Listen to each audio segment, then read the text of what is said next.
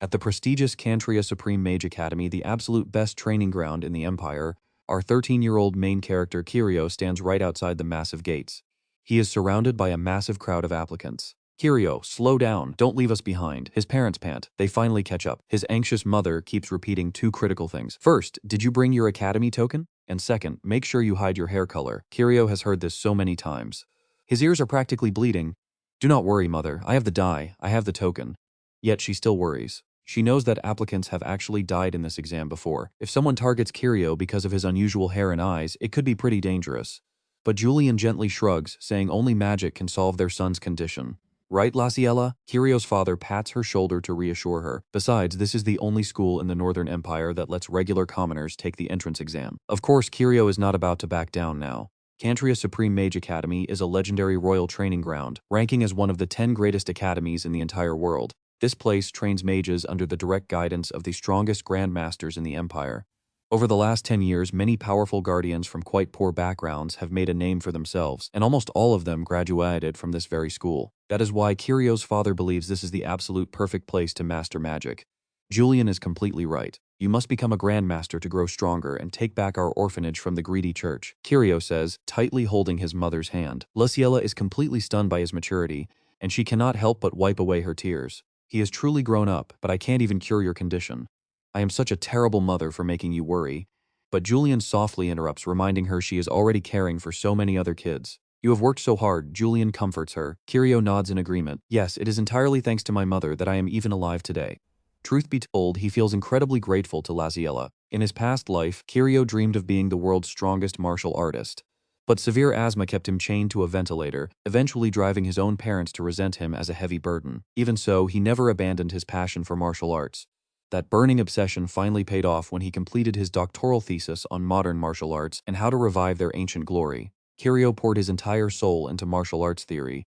His revolutionary research made a massive impact on the combat world, breathing brand new life into the way people fought. Just look at this absolute betrayal. Some corrupt scholar steals all his research and shamelessly frames him as the thief. It really feels like the universe itself is mocking his broken body, as if he did not deserve any glory. In the end, his own flesh and blood abandoned him, pulling the plug on his ventilator, yet, even as his breath faded, Kirio desperately wanted to survive. Before suffocation took him, he prayed for a real second chance, wishing for a healthy body and a family who would actually love him. He wanted a genuine life of his own. Thankfully, the heavens answered his desperate prayer. He opened his eyes in the small town of Mantia in the northern Candria Empire, with Laciella's warm face being the very first thing he ever saw. Are you really adopting that baby? Look at his hair and eyes. He is a walking disaster. But Laciella protested, saying the child was innocent and she could never leave him behind. Her resolve was completely unshakable. She named him Louis Kirio. From that day on, he finally had a family who truly cherished him, along with a perfectly healthy, strong body. Though they were only adoptive parents, Laciella and Julian raised him with absolute love. Get out of the way, you filthy commoners! A harsh shout snaps Kirio back to reality. Before he can even react, someone shoves Laciella hard from behind, sending her crashing straight to the ground. The offender does not even apologize, just sneering at them, mocking the idea of commoners trying to become mages. Why even dream of the impossible? Kirio glares at the two rich punks who shoved his mother. They just stand there with incredibly smug, mocking grins on their faces. Oops, I touched a dirty commoner. Let us hope my luck is not ruined. Their incredibly arrogant attitude makes Kirio shake with absolute rage. He immediately steps forward to fight them, but Julian quickly grabs his arm and holds him back. His father tells him to stay focused on the crucial exam instead. Besides, Kirio did promise beforehand that he would not cause any trouble at the academy. Even Laciella begs him to let it go, so Kirio has no choice but to swallow his anger. Seeing no retaliation, the snobby noble kids quickly lose interest and walk off to register. Clear the way, Lord Ken is arriving. Someone suddenly yells, and the applicants quickly clear a path.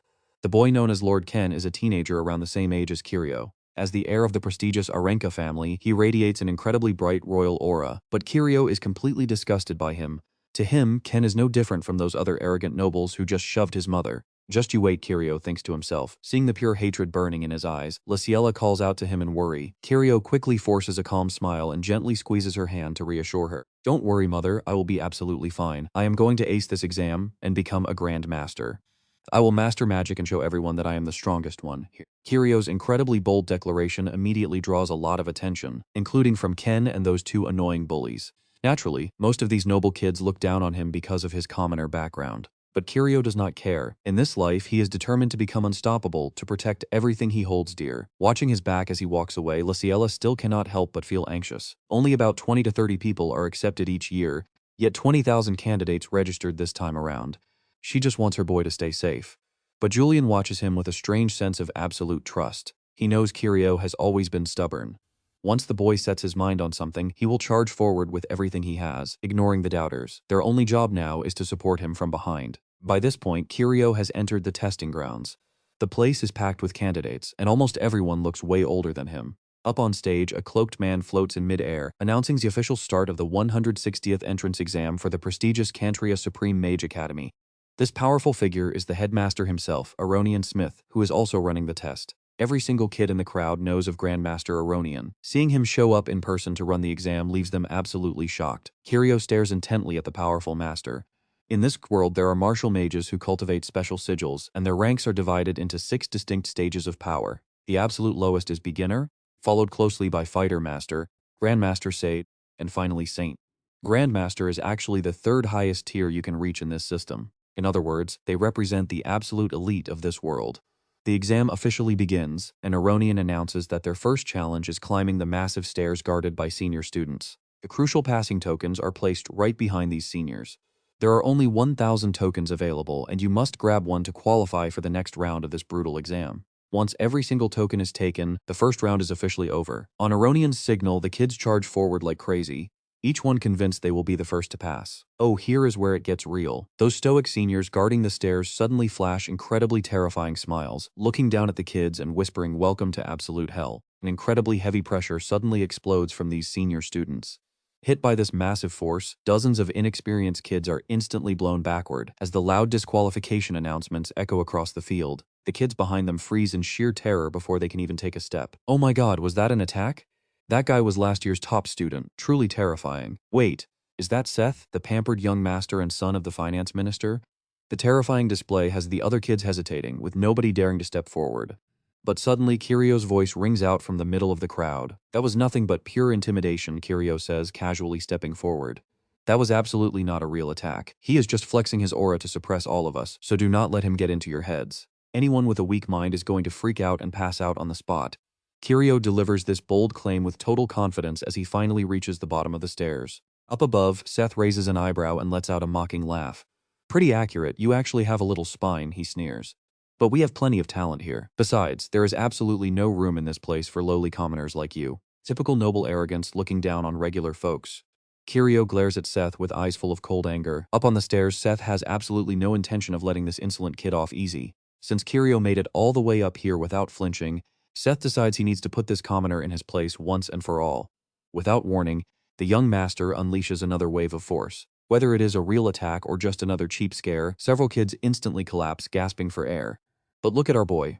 Kiryu stands totally unfazed in the chaos, asking if that weak pressure is really the best he can do. It is only enough to scare regular civilians, he says. But against someone who has survived hellish training, it is completely useless. Kiryu can stand strong like this because he has pushed his body to the absolute limit for years. Honestly, Seth's pathetic aura is nothing compared to the wild beasts Kiryu used to hunt down in the deep forest. The moment he finishes speaking, Kiryu suddenly charges straight ahead. Even though the pressure keeps getting heavier and heavier, it cannot slow him down for a single second. Kiryu is determined to show these arrogant nobles what real bone-chilling terror actually looks like. Closing the gap in a flash, Kiryu throws a massive punch loaded with his own terrifying aura. The kids watching from below are absolutely terrified by the sight. Even Seth, staring directly at the incoming fist, completely loses his composure. The fist stops barely an inch from his nose, and Seth's aura instantly vanishes. Talk about a reality check, he is literally paralyzed with fear right now. The crowd immediately erupts into wild whispers. How did he do that without using a single drop of mana, they wonder. Not only did he resist the aura, but he also dared to swing at a senior. Isn't he only 13 or 14? Of course, Kiryu never planned to actually hit him in the first place. He just wanted to scare him. Having successfully humiliated the young master, Kiryu casually walks past, telling him that he is heading ahead. Walking up to the board behind Seth, Kiryu casually grabs one of the tokens. But the pampered young master cannot handle this kind of humiliation. In a fit of rage, he spins around to land a cheap shot from behind, but Kiryu is not some easy target. Sensing the incoming danger, he whips around and counters with a heavy punch of his own. Their physical strikes clash head-on, and Seth is the one sent stumbling backward. Seth is totally shocked that a mere commoner blocked his strike without even using magic.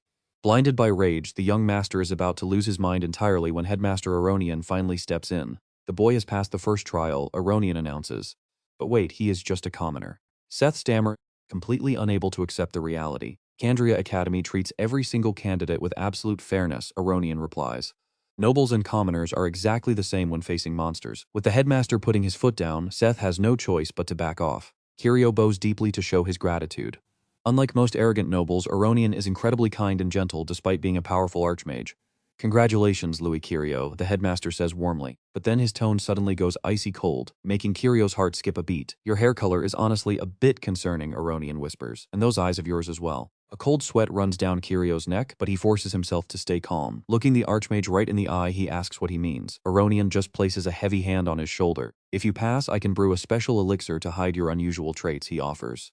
It sounds like a helpful gesture, but Kirio knows better than to let his guard down around someone this powerful. There is no telling what the headmaster is actually planning.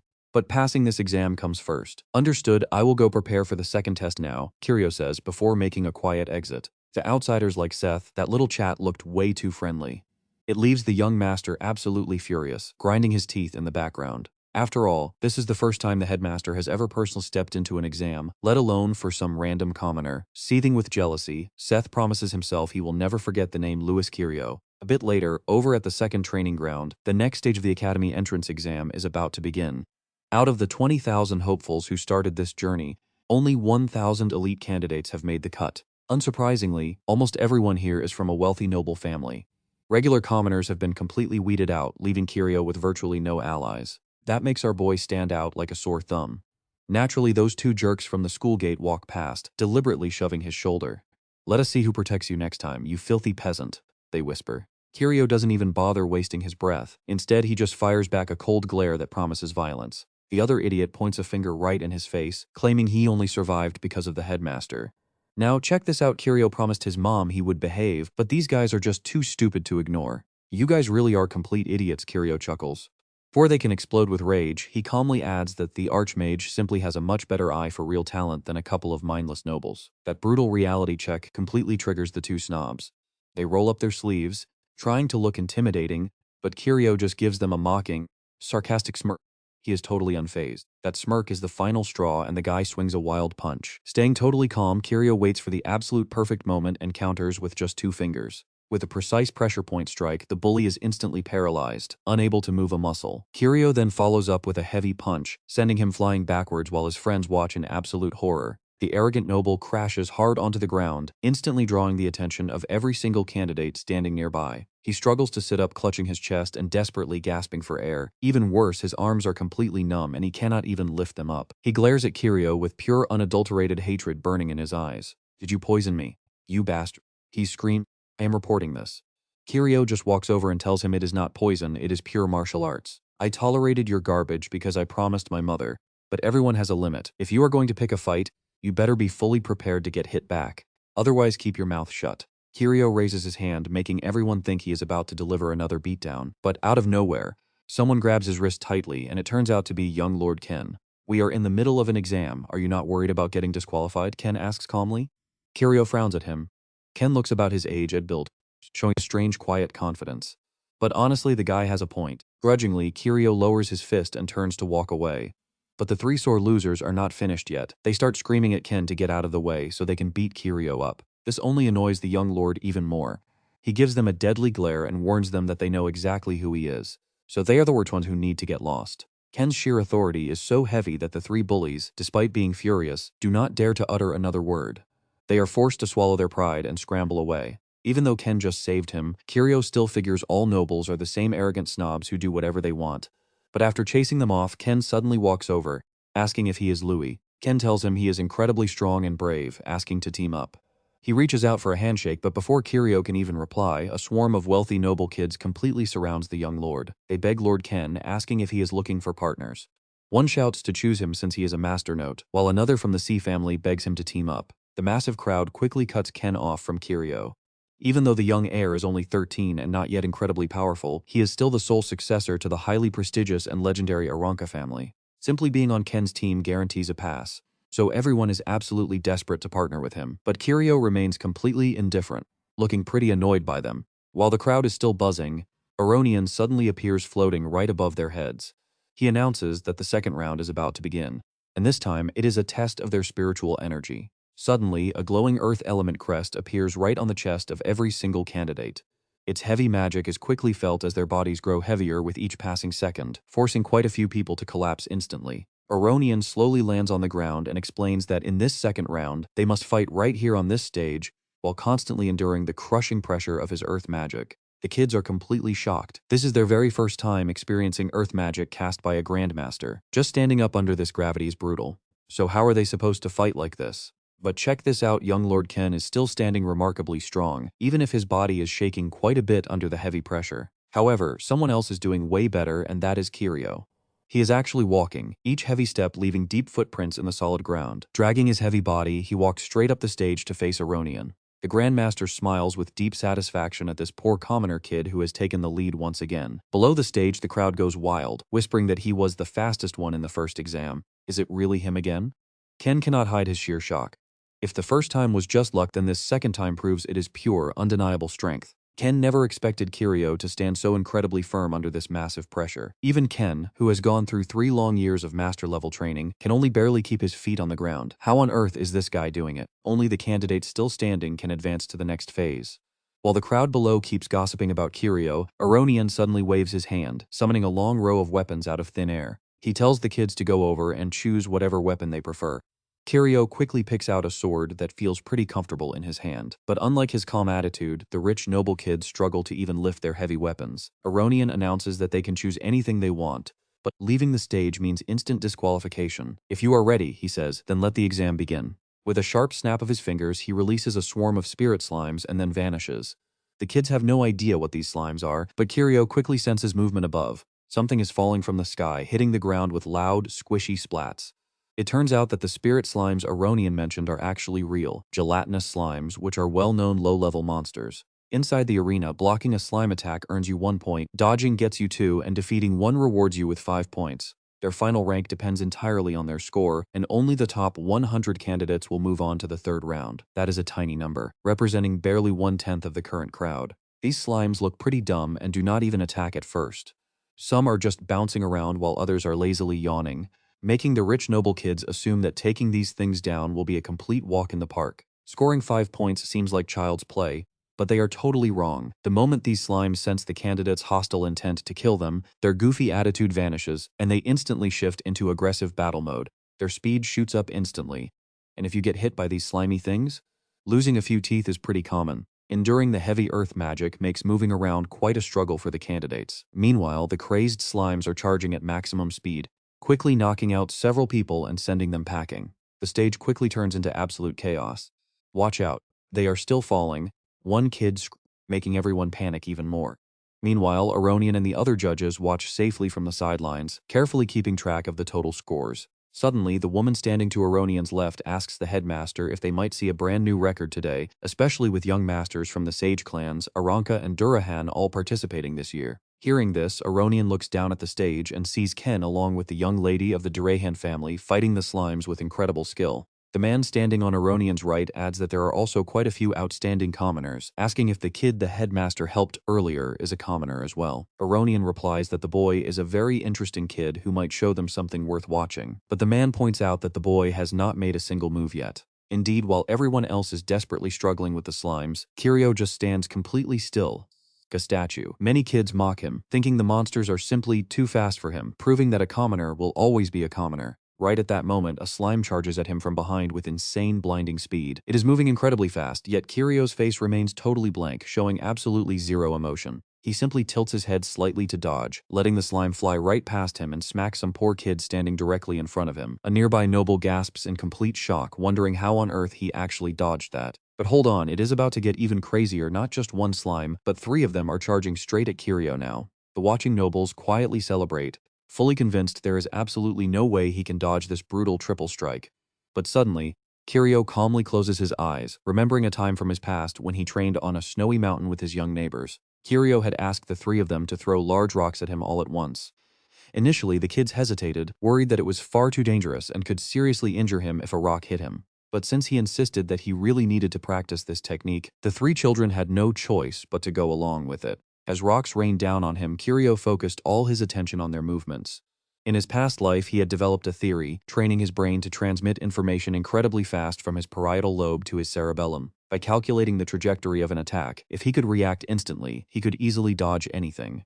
Now Kiryu is proving that exact theory to himself with all these heavy stones flying straight at him. He instantly analyzed their flight paths and casually dodged every single one. Kiryu was right, and the proof was him dodging all the stones, leaving his childhood friends completely shocked and excited. Calling it incredibly cool, they rushed over, asking how on earth he did it and if it was some new technique. Later on, Kiryu officially named this secret move the Void Tactic. It is a profound technique used to predict the final outcome of any battle.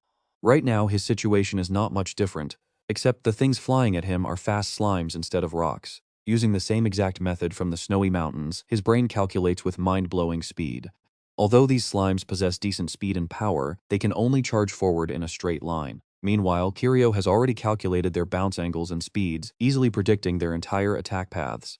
Because of this, he manages to dodge them with ease, all in a single, fluid motion. In one go, Kiryu dodges 4 slimes to score 8 points, but he has no plans to stop there.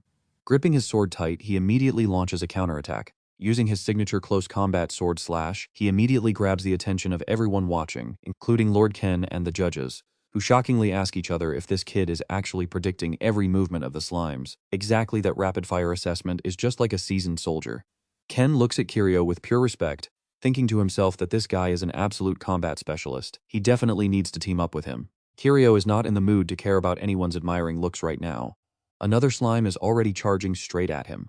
But to Kiryu, this monster is nothing more than 5 free points delivering itself right to his door. This time he goes for a piercing sword strike. But before his blade can even brush the monster, another slender sword swoops in and turns the slime into a fresh piece of skewered meat. Kiryu immediately glares daggers at the intruder. "Hey, are you trying to steal my prey?"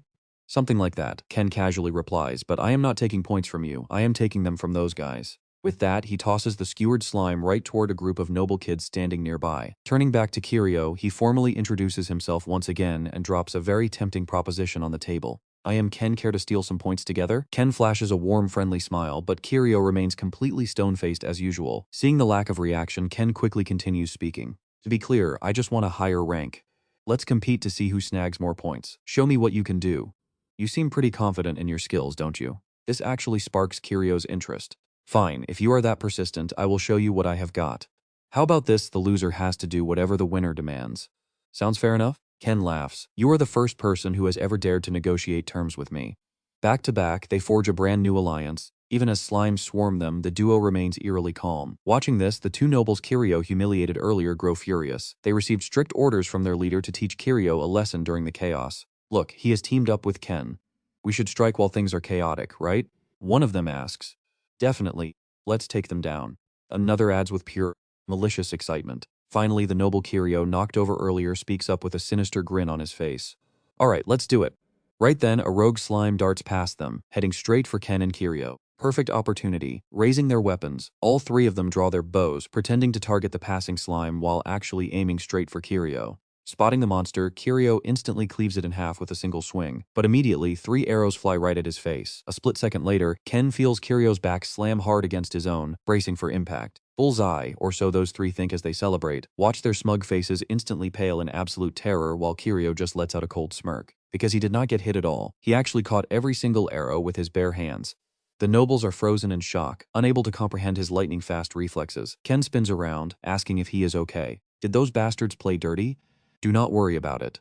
Kiryu simply snaps the arrows and throws them down. Hearing a noble call them bastards makes the 3 attackers boil with rage. They raise their bows again, shifting their target to Ken. This time, the leader unleashes a special split arrow skill, launching a nearly invisible secondary arrow that curves in from the flank. Normally, Ken could deflect a standard shot, but this hidden arrow appears out of nowhere. At this range and speed, Ken has no time to react. A sharp sound rings out, and blood splatters everywhere. But it is not Ken's blood, not even close. Kiryu caught the arrow barehanded again, saving him just in the nick of time. Seeing his bleeding hand, Ken turns completely pale. "Wait, your hand." "It is fine, their real target is me." Kiryu shows absolutely no pain or concern. Up in the stands, the examiners and headmaster Aronian immediately notice the blatant malice behind that shot. The staff asks if they should disqualify those 3 malicious kids right now, but Aronian simply shakes his head, calmly pointing out that they will lose anyway even if left alone. He instructs his team to prepare healing potions, leaving all disciplinary actions for after the exam. But with his hand injured, Kiriko's combat strategy is about to undergo a massive change. No slashing this time. Gripping the hilt tightly with both hands, he asks Ken if he has ever heard of baseball. It is a completely useless question. Kiryu is a modern reincarnator, while Ken has absolutely no clue about it at all. Oh, you are going to love this. Kiryu is about to give him a live demonstration. 2 slimes charge in, collide at high speed, and bounce right towards our duo. Kiryu grips his sword, twists his body to build momentum, and times his swing perfectly. But instead of slicing, he uses the flat of the blade to bat the slime away. Spared from the sharp edge, the slime remains completely intact. And the trajectory? Straight toward those 3 dirty cheaters. Now they are the ones completely caught off guard. The leader gets blasted dead on, collapsing to the ground. Candidate number 438 is eliminated, the system announces. Ken blinks in surprise, asking if baseball is some commoner game. Looks pretty fun, honestly. After taking down 1 target, Kiryu instantly repositions himself. The remaining 2 schemers are so distracted by their fallen friend that when they look back, Kiryu is already gone. Wait, where did he go? The ponytail guy stammers in confusion. Right here, Kiryu replies from above. Looking up toward the voice, he realizes Kiryu has leaped incredibly high, hovering directly over his head. Right on cue, a slime flies nearby. Calculating the trajectory with absolute precision, Kiryu uses his foot to kick it straight down like a soccer ball. The slime slams squarely into the ponytail guy's face, knocking out nearly 10 teeth and instantly eliminating him from the exam. Only one of the attackers remains, now completely shaking in fear. And then Kiryu appears right behind him like a quiet, terrifying ghost. You are the last one, he whispers into his ear like the Grim Reaper. Completely terrified, the rich kid stumbles backward. He warns Kiryu not to cross the line, desperately screaming that Kiryu is just a commoner, while he is a proud noble whose powerful academy seniors will definitely back him up later. Oh, is that so? Ken's highly sarcastic voice rings out from right behind. He deliberately sticks out his foot, tripping the arrogant noble and sending him face-planting hard. To rub salt in the wound, Ken snickers loudly. That looks pretty painful, watch your step next time. Ken then walks over to thank Kiryu for saving him, asking how his hand is doing. Ken simply raises his left arm, showing it already bandaged up. The 2 share a firm handshake, their bond visibly tightening after the clash. Kiryu tosses out a casual compliment, noting that for a noble, Ken is actually pretty decent. Do not lump me in with those other trash nobles, Ken replies, before asking if Kiryu knows about the great families. I belong to one of them, the Aranka family. These households have produced legendary masters and sages, holding immense influence that rivals even the royal family and the Mage Association. Huh, a great family? Guess nobles come in all shapes and sizes, Kiryu muses casually. With that out of the way, the duo goes back to absolute monster-slaying madness together. Seeing them fight side by side like best friends makes the other noble students practically burn with intense jealousy. They cannot stand a lowly commoner like Kiryu stealing all the glory right under their snobbish noses. So, friends or not, the envious nobles suddenly band together in a massive group to swarm our 2 heroes. Commoners should just drop dead. The size of the mob rushing toward Kiryu and Ken is actually big enough to make both boys raise an eyebrow. Meanwhile, a few nobles loyal to the Aranka family charge in to defend their young lord. Just like that, the entire arena erupts into a massive brawl. Kiryu and Ken quickly back up against each other again. Kiryu warns him to stay sharp and watch out for stray attacks.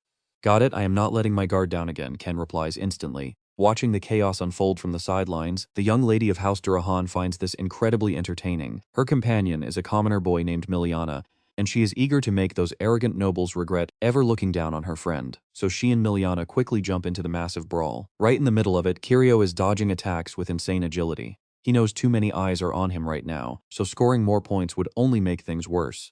Meanwhile, the slime monsters are completely ignored by the kids.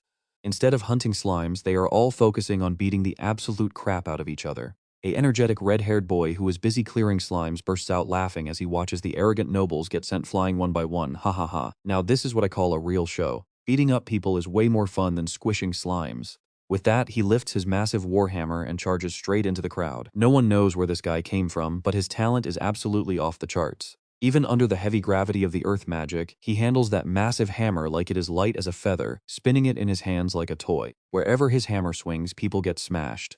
When he finally stops moving, the ring is cleared, leaving a pile of defeated opponents scattered all over the floor like dominoes. Seeing the chaos spiral out of control, an examiner standing next to a Taronian asks if they should stop them.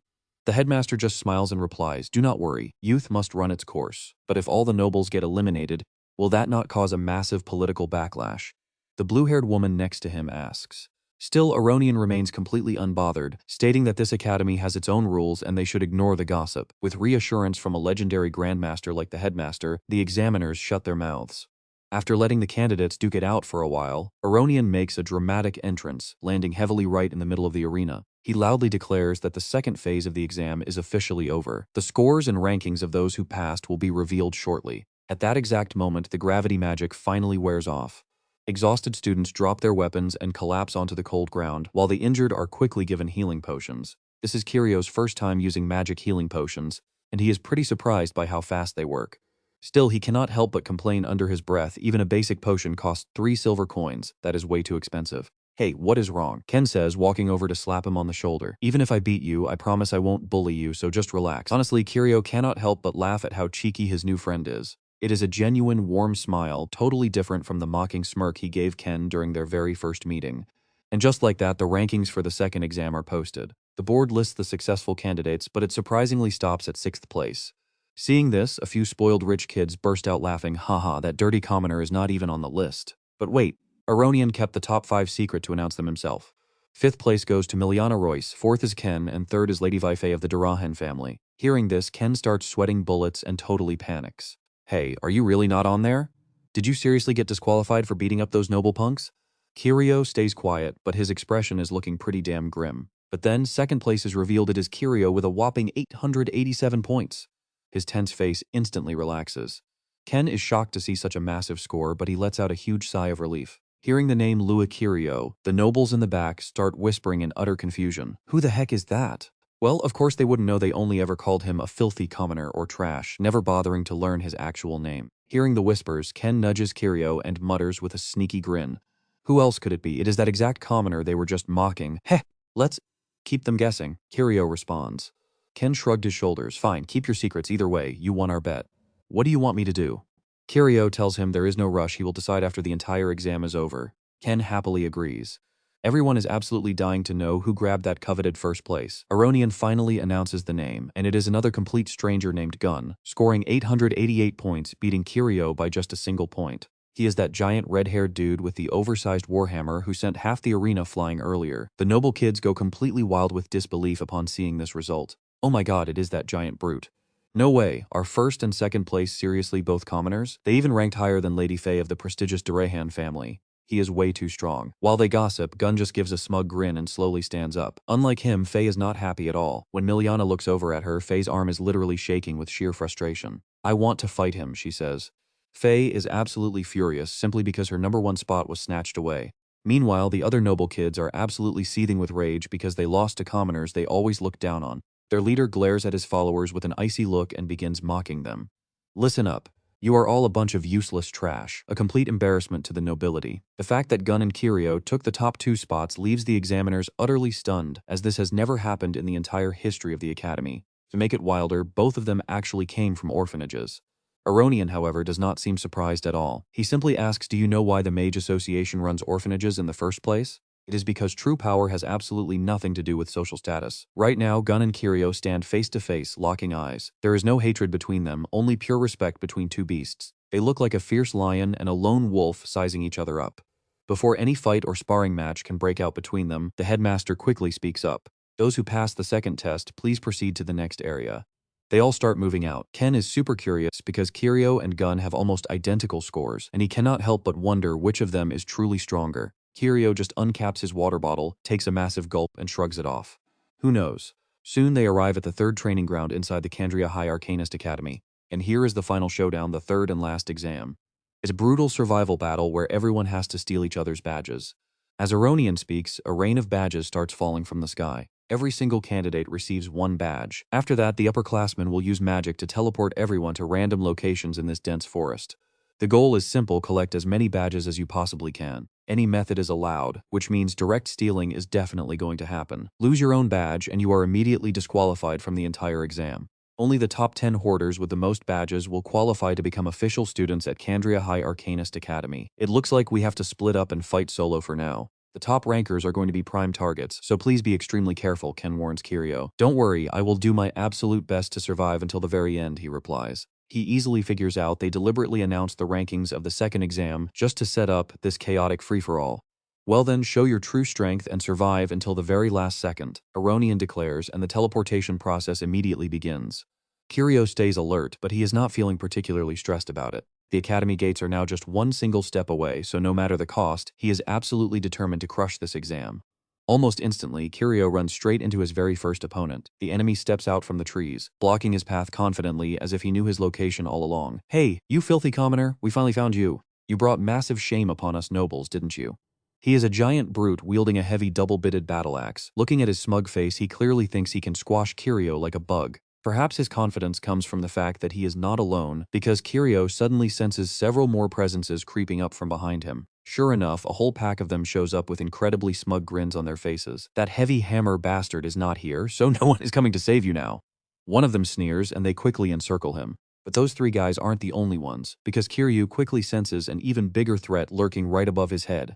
Turns out there is another guy hiding up in a tree, armed with a crossbow. Long-range attacks are definitely scary, but Kiryu doesn't show even a single hint of worry or fear on his face. Ah, so that is it, he suddenly realizes. It looks like when those upperclassmen used teleportation magic, they intentionally leaked his position just to let these snobby nobles gang up on him like this. Enough talk? The axe-wielding guy suddenly roars, charging straight at him with absolute, reckless fury. The massive axe comes swinging down hard, but with Kiryu's top-tier dodging skills, there is no way he is getting hit by such a sloppy attack. Right after that, two spear-wielding guys charge from behind, trying to pin him in a pincer attack. Their thrusts are incredibly sharp and decisive. Yet Kiryu is as quick as a squirrel, leaping high into the air to effortlessly dodge the blows once again. Just when it looks like he is dominating the fight, watch closely, here is where it gets crazy. Kiryu suddenly senses a sharp wave of killing intent flying straight at him, blocking it with an incredibly deafening clash. Kiryu's expression darkens slightly, but before he can even get a good look at what just attacked him, that axe guy is already swinging at him again. "You can't escape. Just give up already," he roars out. What follows is a chaotic 3-on-1 brawl, but it is completely one-sided, since Kiryu can easily read and counter every single attack they throw his way. However, it is not long before that same killing intent ambushes him again. Kiryu's face immediately tenses up as he feels an immense pressure bearing down. Not this again, he thinks. This time it is coming from right behind him. Without even thinking, Kiryu spins and swings his sword backward to block the incoming threat. But with his front exposed, one of the spear-wielding nobles immediately lunges forward. "Take this." Kiryu does not block since his sword is still behind him, but luckily he manages to dodge just in time. Thanks to that guy's big mouth, he finally figures out what that sneaky energy was. It is a wind arrow, a type of magic. The noble sneers, mocking Kiryu for being an ignorant commoner who cannot even use basic spells. But the way he keeps dodging every single strike is starting to seriously annoy them.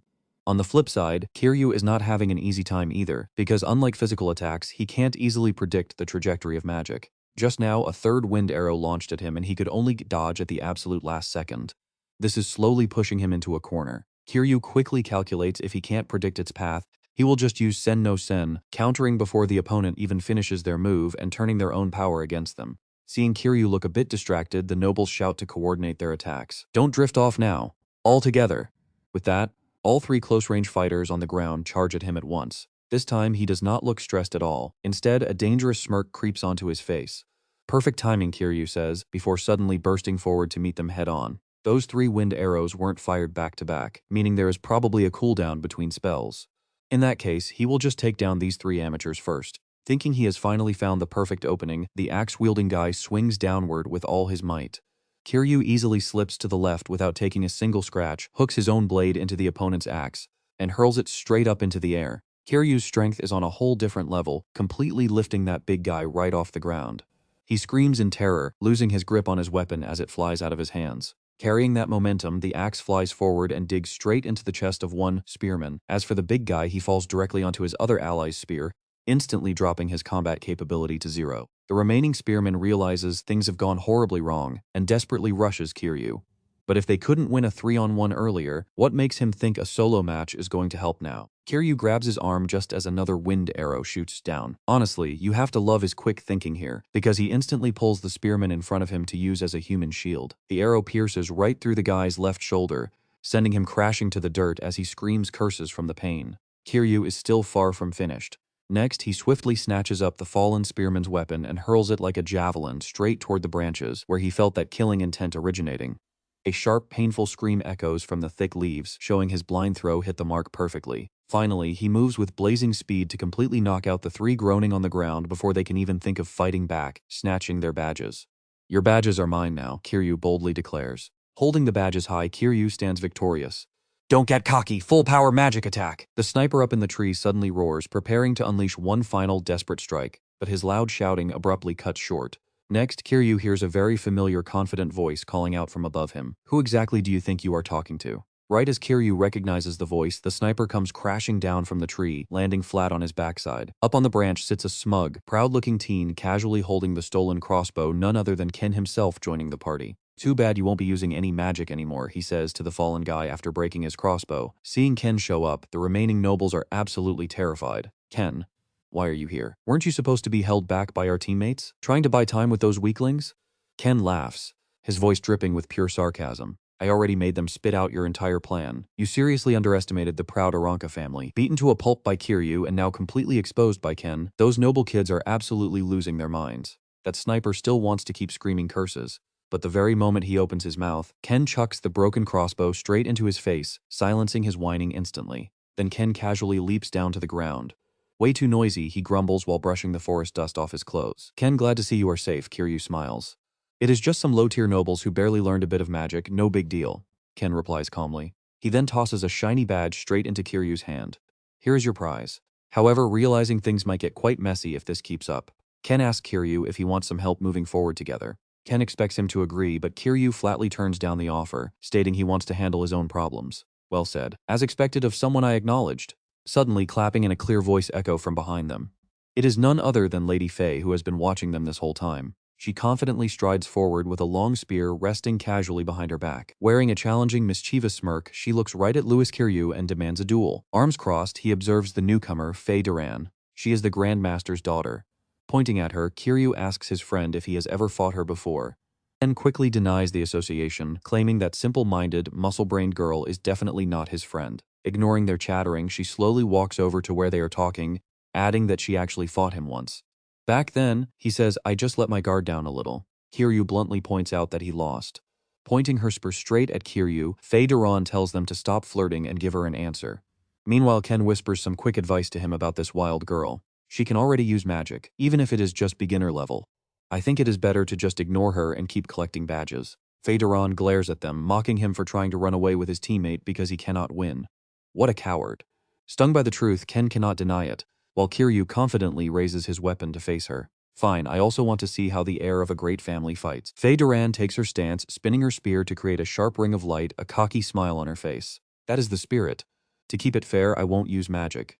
She leaps high into the air, flying toward him with blinding speed. Take this holy spear descent. Her playful attitude is completely gone, replaced by a deadly serious glare. Fei Duran swings her heavy spear in a powerful horizontal arc, whipping up a fierce whirlwind that blasts Louis Kiryu backward into a cloud of rising dust. With a confident smirk, he cannot resist throwing out a quick taunt, not bad. Clamping his arms together, he locks her spear against his body, but Fei Duran reacts instantly, wrenching her weapon back without breaking a sweat. She unleashes a relentless barrage of attacks, forcing him to desperately dodge and parry as the tension rises. Her spear tip blurs into a massive, deadly ring of steel, completely trapping Louis Kiryu in her path. Keep it coming, she thinks. To end this quickly, she leaps up for a ruthless overhead strike, the holy spear. The sheer force of her downward smash shatters the stone floor beneath them. A devastating descent. Watching from a distance, two spectators closely observe the intense duel. One of them remarks, it has been quite a long time since I last saw the legendary Durahan family spear technique. The other observer nods, both her speed and power are absolutely flawless, a true genius. He glances toward Louis and adds, but that commoner kid is pretty impressive too. How long do you think he can hold out? The elder spectator disagrees, claiming that commoners and noble families belong to completely different worlds, so he will lose soon. Meanwhile, from above, Aronian Smith hovers in the air, silently watching the battle unfold. Turning around, he asks Headmaster, between that boy and Fei, who do you think will win? Judging by the fight so far, the Headmaster responds, I quite like the kid, but he cannot beat Fei. He asks why. After all, a battle is a head-on collision of physical strength and pure willpower. But through the thick dust cloud kicked up from her previous attack, she is nowhere to be seen. Suddenly, Fei bursts through the dust with burning eyes, shouting, Holy Spear! Louis gracefully slips past every single thrust, charging forward. Driven by an intense urge to win, her vision blurs as she fights even more wildly. Damn it! Louis Kiryu watches Fei closely and spots a crucial opening. As she lunges forward to strike him head-on with a massive swing, Lewis is forced to leap back, a streak of light wrapping around his movement. Her grip does not loosen for a second.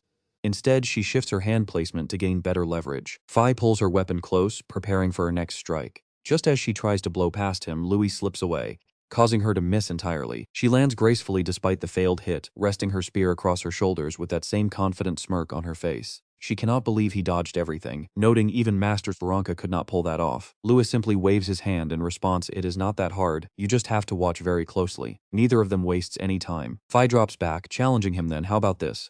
Pay attention here, a massive deafening explosion erupts as she spins mid-air, unleashing her Holy Spear Crescent Slash. The attack unleashes razor-sharp rings of glowing energy. Looking at the onslaught, Lua calmly analyzes the sheer versatility of her spear fighting style. Spear techniques offer endless variations, thrusting, sweeping, defending, and suppressing. Dodging the blows, he realizes this strike is far more destructive than before. When paired with the weapon's massive reach, it becomes incredibly tricky to handle. Fi dives down as her technique concludes, yet he knows this style still carries some pretty fatal weaknesses. She stands firmly in front of a glowing magic circle, wild currents of wind energy swirling violently around her. Just as her spear tip lunges forward, Lewis rushes in to block it. He realizes that one major weakness is the extreme disadvantage in close-quarters combat, his eyes flashing with a sudden spark of realization. In other words, if he times it perfectly and closes the distance in a flash, he can counterattack. Fi fires off a powerful strike, launching red energy rings and fierce whirlwinds directly at him. Sword art, sword dance. Louis braces himself, waiting for the perfect moment to strike back. Fi smiles confidently. Once again, I know exactly what you are aiming for, but it is useless. She charges, giving Louis absolutely no room to breathe. That move won't work on me, she declares. Sliding her foot across the ground to set up her next technique, she grips her spear tightly and spins gracefully. A sharp gust of wind brushes past his eyes. What? Passing him, she locks eyes with supreme confidence. Fi is not someone who backs down easily. The Durhan family holy spear has absolutely no weaknesses. Prepare yourself, Louis Kiryu. A violent tornado erupts around her, carrying the sheer determination of someone who refuses to lose. Up in the stands, the middle-aged man adjusts his glasses in awe. She is a true genius. Even the Durhan family head did not master that move until the age of 56.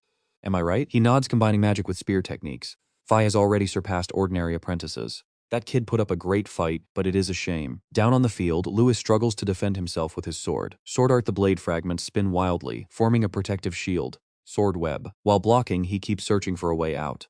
Another weakness of spear techniques is the massive stamina drain. If I maintain a solid defense, she is bound to leave an opening eventually. But his sword has taken too much impact and begins to crack.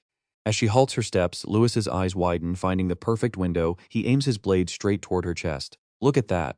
Right at the most critical second, his sword snaps clean in half. The broken blade clatters to the ground, leaving everyone completely shocked. Lewis can only stare down in silence. Watching him bend down to retrieve the piece, she says, "Pretty impressive. If your sword had not broken, you would have countered, right?"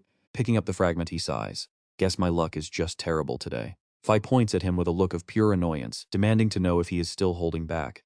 Louis responds casually, "Sorry, it is just a habit of mine to observe before going all out." Quickly regaining his usual calm, he adds, "But now, I am getting serious." Fi wonders what he could possibly fight with, stating, "But your weapon is broken." He simply holds up his bare hands, taking a fresh combat stance. "To be honest, I am actually better at hand-to-hand combat anyway." Fi raises her spear, her eyes scanning him for any vulnerability. No openings. He stares back with complete confidence, ready to counter her next move. Fi glares in his direction, her eyes narrowing as she calculates the perfect moment to strike. Her feet shift, adjusting her stance to match this strange new flow of combat. Suddenly, Fi charges with a brand new technique, leaving absolutely no room for him to exploit. Lewis stands his ground, waiting for her to close in.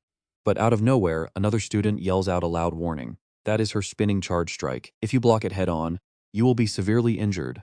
Hearing this, Louis keeps his guard up and prepares a counter with total focus. He rotates his hands, gathering a pretty powerful vortex of glowing energy to meet her massive attack head-on.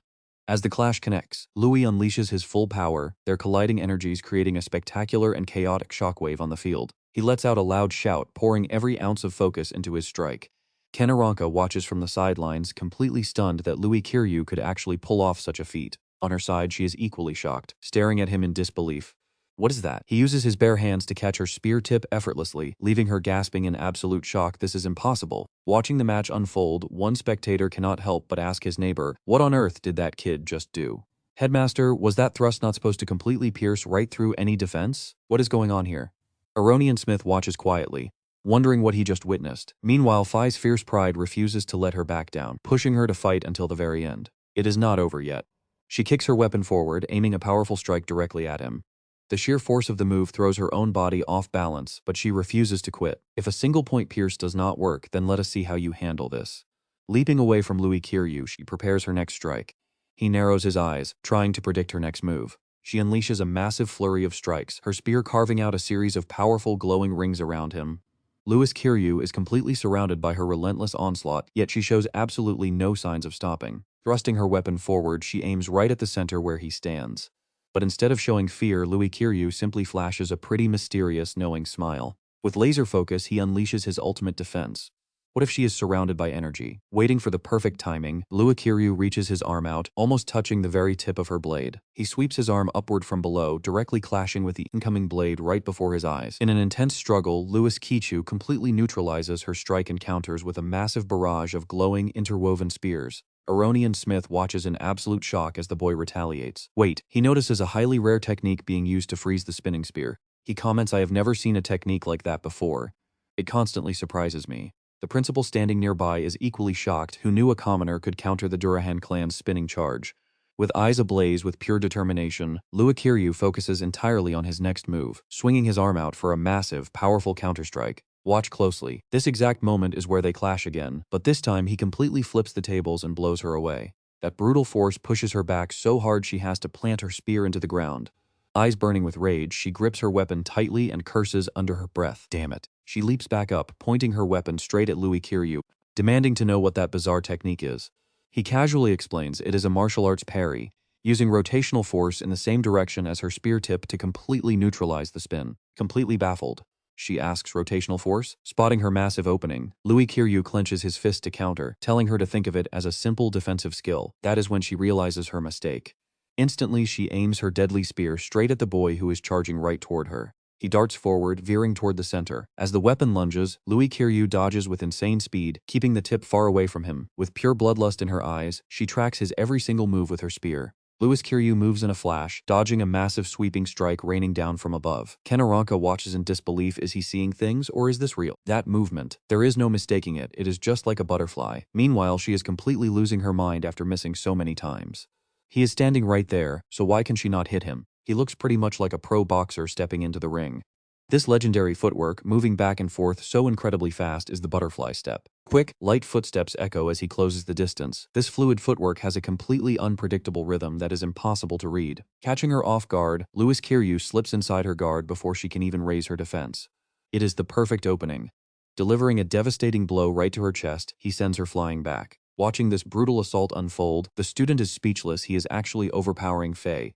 Even the old man agrees. This match is a real eye-opener. His tactics are completely out of left field. The principal cannot stop analyzing this even without magic. Very few people could ever best Faye. The man next to him nods in agreement, saying that maybe the boy is wait. She collapses. Louis Kiryu holds his ground, a hand-to-hand genius, but she refuses to lose. It is not over yet. She is Faye of the Durahan clan. Catching his breath, he realizes his opponent has no intention of throwing in the towel.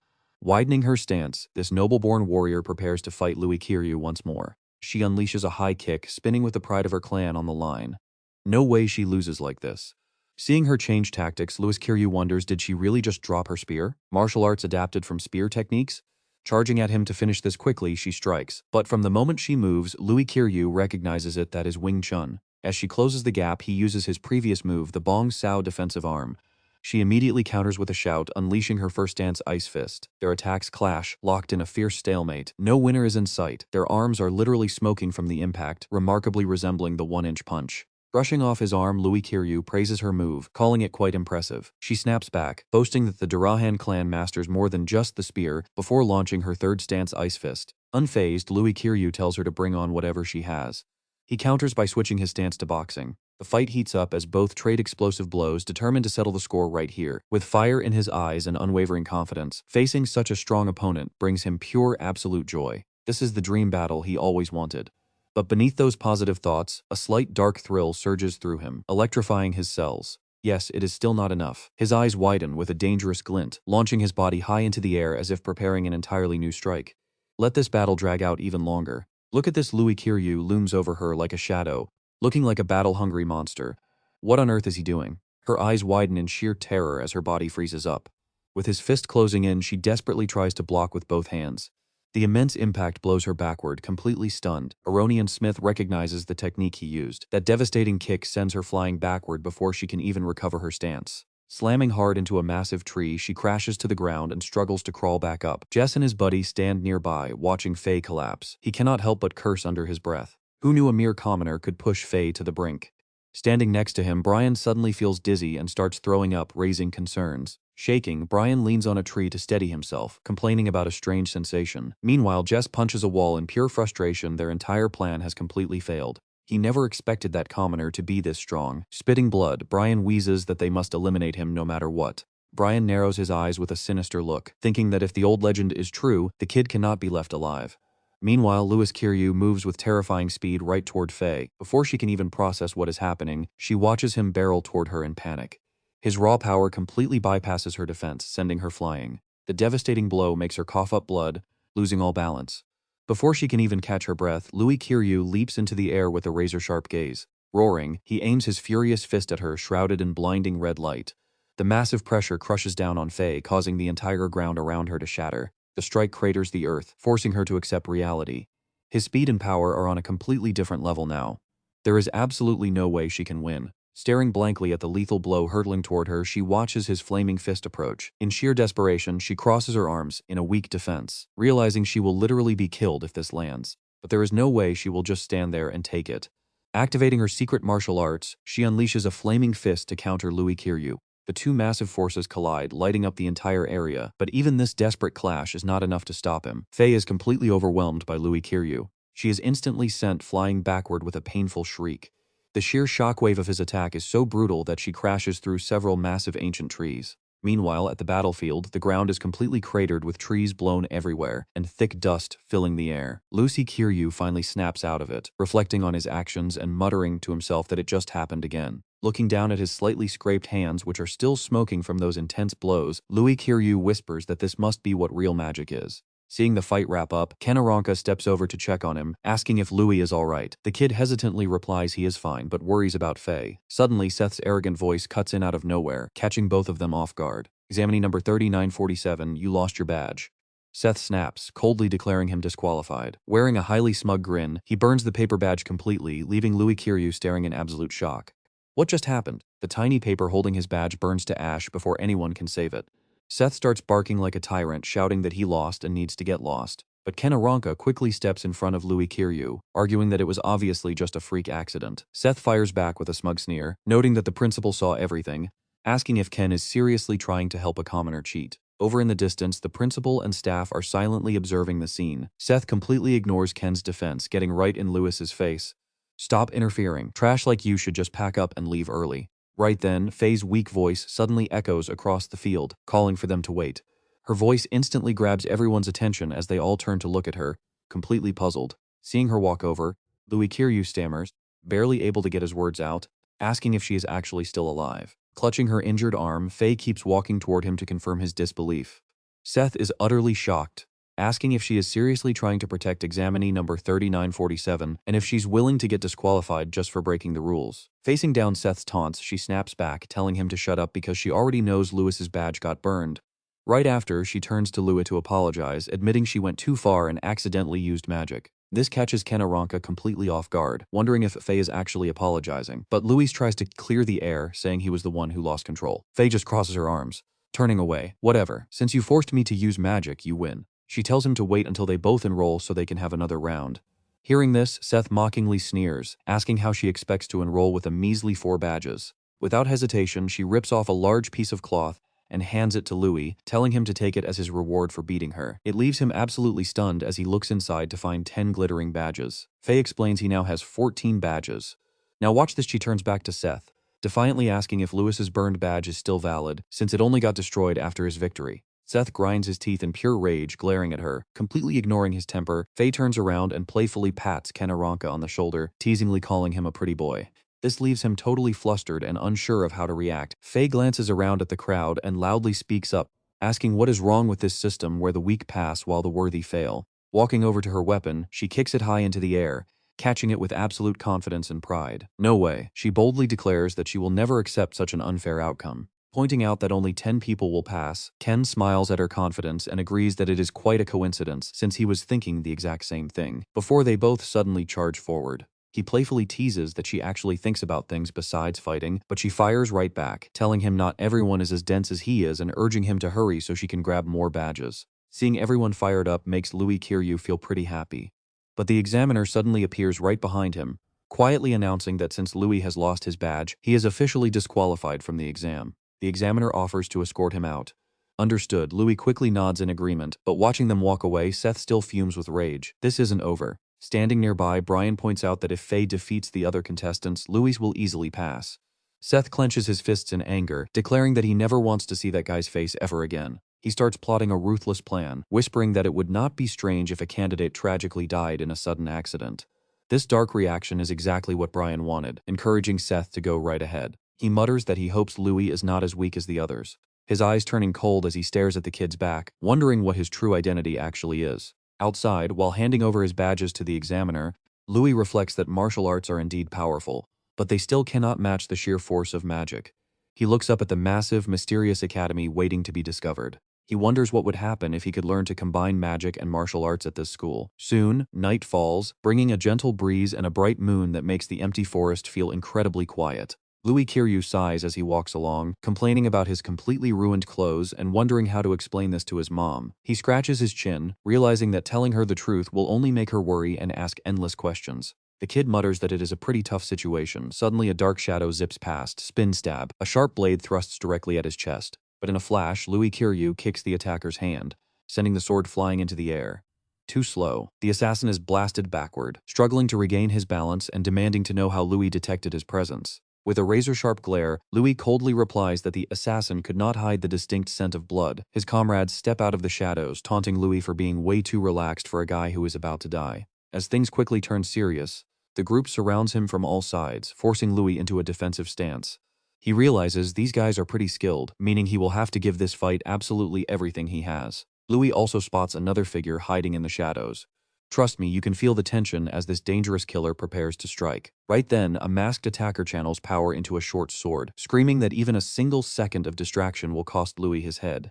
He lunges forward, aiming the razor-sharp blade directly at Louis Kiryu's neck. Louis's gaze instantly sharpens as he steels himself for the battle. The killer's swift slashes rain down on him relentlessly, but using his incredible agility, Louis manages to dodge every single strike with ease. Caught by surprise, the assassin's sword hand is grabbed by Louis, completely blocking the deadly strike. With a powerful slam, Louis drives him straight into the dirt. Slammed down, he strips away his early advantage. But this killer is no amateur, quickly flipping around to launch a counter kick at Louis. However, the attack lacks any real element of surprise, allowing Louis to dodge it effortlessly. Realizing he cannot get the upper hand on Louis, the assassin quickly retreats back to his group. After exchanging a few more blows, the masked leader notes that his insane perception and high-level combat skills are exactly as the intel reported. Hearing this, Louis's ears perk up as he wonders what kind of intel they are talking about. The leader continues his analysis, admitting Louis's close combat skills are impressive, but questions if his magic can keep up. Right as he says this, the other assassins draw their glowing bows, aiming straight at the boy. Blazing arrows of blue magical energy fly through the air, carrying enough explosive power to cause absolute devastation. Just as expected, this magical volley catches Louis off guard, leaving him struggling to defend. What? He looks back to find several massive trees completely pierced. Damn it, wind arrows again. After quickly assessing the situation, Louis Kiryu begins formulating a plan to deal with the ambush. To stand a chance, he decides to activate his breathing regulation technique. Closing his eyes to activate his inner power, he channels his internal energy deep within his body to drastically boost his physical strength, while simultaneously unleashing his latent potential in a massive surge of power. Louis snaps his eyes wide open, staring forward with pure cold bloodlust. With an explosive burst of speed and power, he charges straight ahead. Seeing Louis rushing right at them, the assassin leader confidently mocks him, shouting that his struggles are completely useless. They keep firing massive magical aeroblasts right at him, but our guy easily dodges every single devastating attack.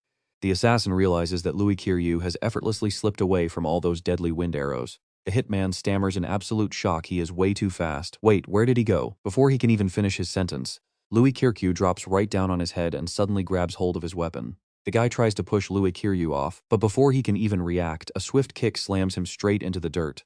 The rest of the squad panics, blindly spraying attacks in his direction, but of course none of them land. The blonde assassin, eating dirt, screams out to stop him. Suddenly, a brand new threat shows up wearing a totally different outfit than the masked grunts and launches a heavy heel drop straight at Louis Kiryu's head. Louis reacts instantly and tries to dodge, but he is just a second too late. The blow crushes Louis Kiryu's arm, sending a wave of intense pain through him. He quickly snaps out of it, jumping back to create space. Locking eyes with his new attacker, Louis analyzes the guy and realizes this is a different beast. He is masked like the others but wears actual armor, sporting a highly confident, mocking look. Louis Kiryu can feel it right away, this guy is seriously strong. After losing focus for a brief second against the leader, Louis finally takes in his grim situation. Assassins surround him from every single angle. Dodging blow after blow, he realizes he is completely trapped. His incredible speed is not enough to beat their overwhelming numbers and endless magic attacks. Hit by a direct blast, Louis Kiryu collapses to the ground, unable to fight back. Seeing this, one of them sighs in relief, saying he is finally down, and just dealing with this kid exhausted them. He raises his weapon, aiming directly at Louis for the final blow. Is he really just a commoner? He is way more trouble than a typical novice. But right then, Louis Kiryu's eyes flash with a sudden deadly bloodlust. He leaps up and snatches the killer's weapon, leaving the guy in absolute panic. With lightning speed, Louis jabs his hand straight into the assassin's eyes before he can react. It looks like a simple move, but it has enough power to snap the guy's neck. The assassin spits out blood, completely helpless. Louis quickly grabs his armed hand and steals the gun. Aiming the stolen weapon back at the gang, he fires rapidly, blasting the low-level grunts straight back. However, the leader easily deflects the shots, calmly asking if Louis was just playing dead. Louis Kiryu stands there gasping for air, clutching the weapon as he throws the corpse aside. Across from him, the leader starts clapping, admitting he is impressed, especially for someone so young. Pointing his gun straight at the boss, he asks if he even cares that his own men just died. But the leader shrugs it off, saying he does not care about trash. Determined, Louis Kiryu aims and fires rapidly, but the boss is simply too fast. He effortlessly evades every shot, mocking him by saying Louis is actually pretty clever. He leaps forward, charging Louis Kiryu with his fist raised, muttering about a certain order. Suddenly, a massive hammer appears out of thin air right in his hand. Instead of fighting, he would have made him a disciple otherwise. Louis raises his good arm to block, supporting it with his injured hand, teeth clenched. But the sheer force of the blow blasts him backward. Spitting blood, Louis is sent flying. Yet he quickly regains his composure to face the leader once again. Seeing Louis is only slightly bruised, the leader admits his strength might be past a basic novice, but facing a higher-tier expert is a different story. He glares with pure bloodlust, shouting that Louis is still far from worthy. Louis Kiryu looks up as the giant hammer suddenly appears again. Before he can react, a crushing blow sends him plummeting straight to the ground. Not letting up, the assassin dives down, unleashing a brutal barrage of strikes right where Louis just crashed. The ground absolutely shakes, kicking up a massive dust cloud. Seriously, is our boy actually still alive in there? Down in that giant crater, Louis Kiryu lies battered but breathing. He keeps his arms crossed like a shield. Battered but stubborn, he tells the boss he won't die here. Seeing him stand, the killer prepares a finishing blow, saying it is a shame, but his life ends now. A massive spell begins to block out the sky. He warns that even the gods cannot save him now. Clenching his teeth, Louis stares in panic at the incoming devastation. The killer screams his ultimate move. Black Tortoise Art, Heavenly Hammer, sending a crushing force straight down. Gritting his teeth, the young mage swears to himself that he absolutely cannot die here. He needs to master magic and protect his precious family. As memories of his loved ones flash by, his resolve multiplies tenfold. He will change his destiny no matter the cost. Thrusting his fist forward to summon his own magic, Louis vows that he will survive. Two massive forces collide, lighting up the entire sky. Stunned by the power, the assassin can only yell out in shock before a massive explosion blows a giant crater into the earth. Everything erupts. The clashing forces ignite a colossal forest fire visible from miles away.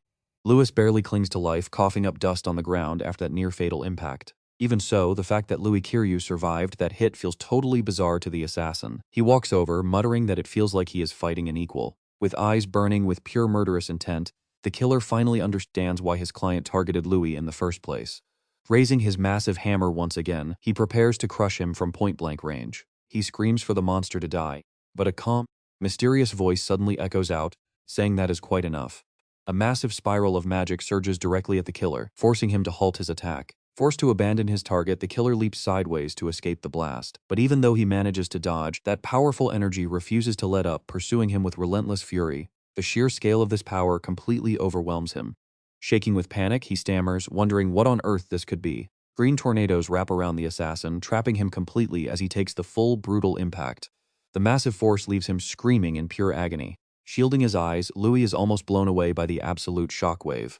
But get this out of thin air, the legendary headmaster himself appears with overwhelming majesty. Talk about saving the day at the perfect moment. Calling out in pure disbelief, he whispers, "Is that really the principal?" Looking down with a kind smile, the headmaster hands Louis Kiryu a recovery potion, telling him he did well to contain his rampage, so he should drink this magic elixir first. While Louis obediently drinks it, Aronian Smith glares at the killer with deadly eyes. With just that one terrifying glare, the assassin collapses to the ground, utterly powerless.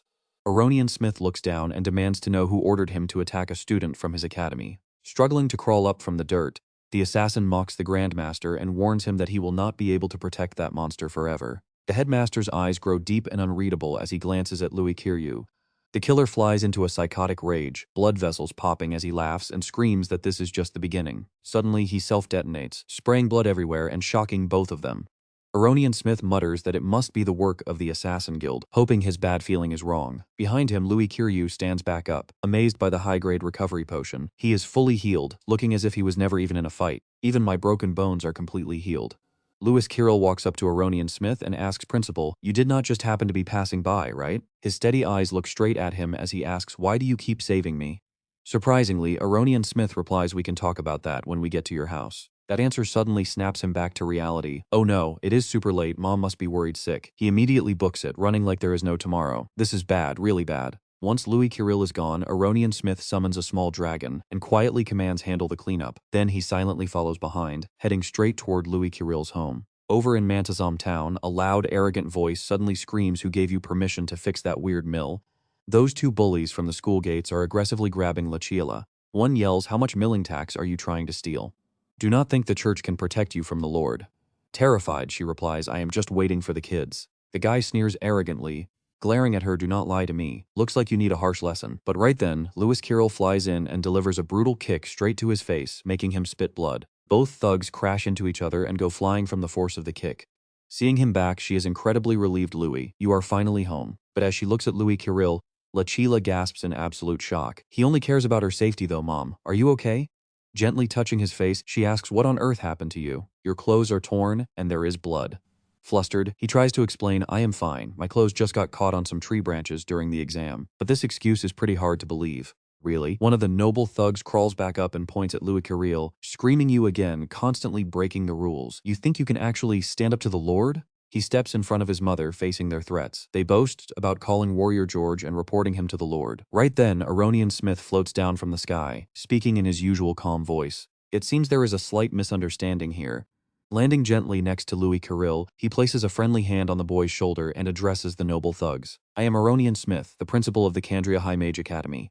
The two nobles gasp in absolute shock. If this man can fly, he must be a real grandmaster. He glares at them, threateningly, "Give my regards to the Lord." "Understood." Not daring to hesitate, they bow deeply. "We will pass it along, Grandmaster." Turning politely to Lachiela, Aronian Smith asks, "You are Louis's mother, right?" "This is a bit sudden, but I would like to discuss something with you." She quickly invites him inside. "Please, have a seat." The very first thing that catches his attention inside is the stone mill in the corner. So this is the legendary mill the nobles were complaining about. Aronian Smith furrows his brows, deep in thought.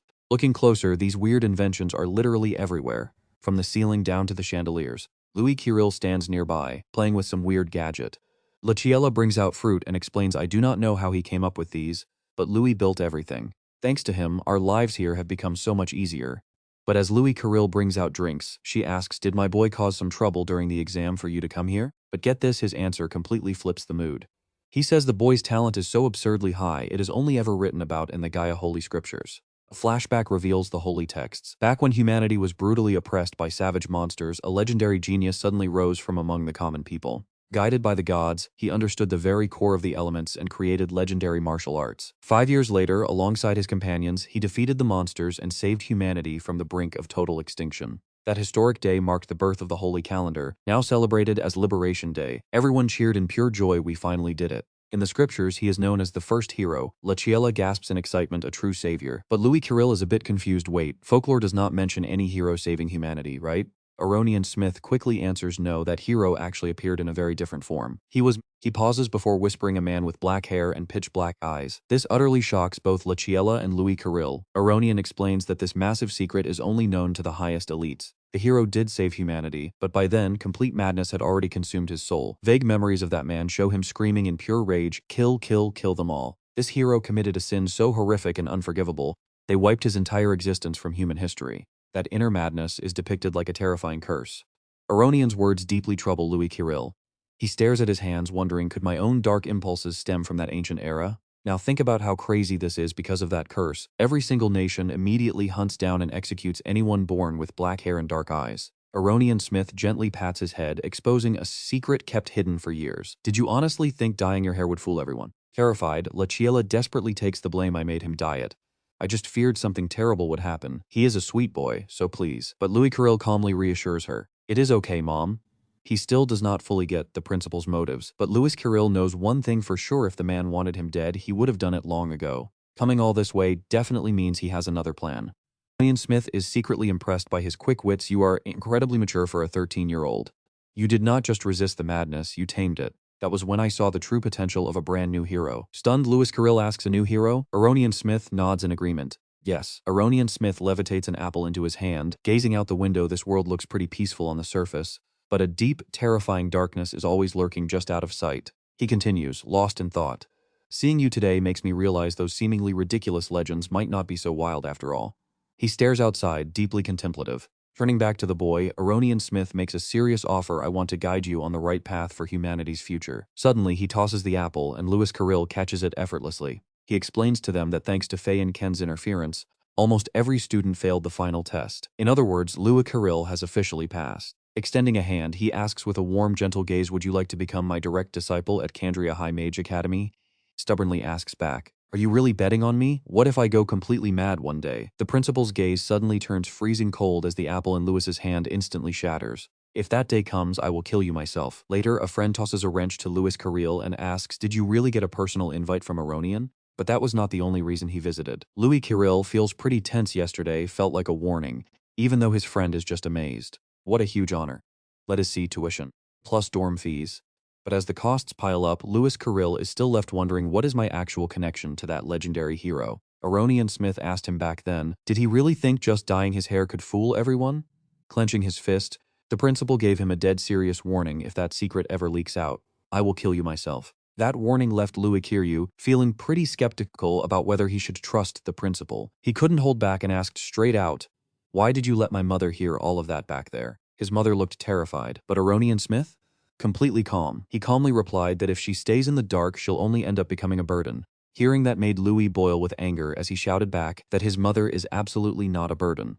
The principal's voice remained dead serious. Once your true identity gets exposed, your whole family is in danger. As a mother, she would understand that reality. Aronian Smith then left him with a final, heavy piece of advice: you need to grow stronger because your real challenges are only just beginning. His eyes sharpened as he realized the principal was right.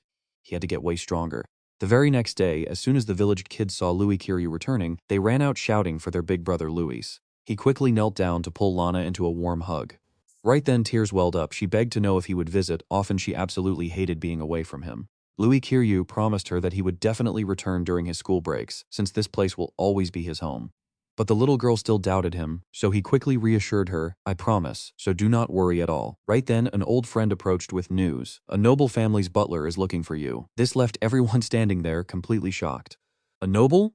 Really? Moments later, a sharply dressed butler stepped inside and asked if he was speaking to Louis Carril. He handed over a sealed letter, introducing himself as the Aranka family butler, sent to invite him to their grand estate. The letter was signed by Ken, which left Louis Carril slightly surprised. Is he trying to bond before school starts?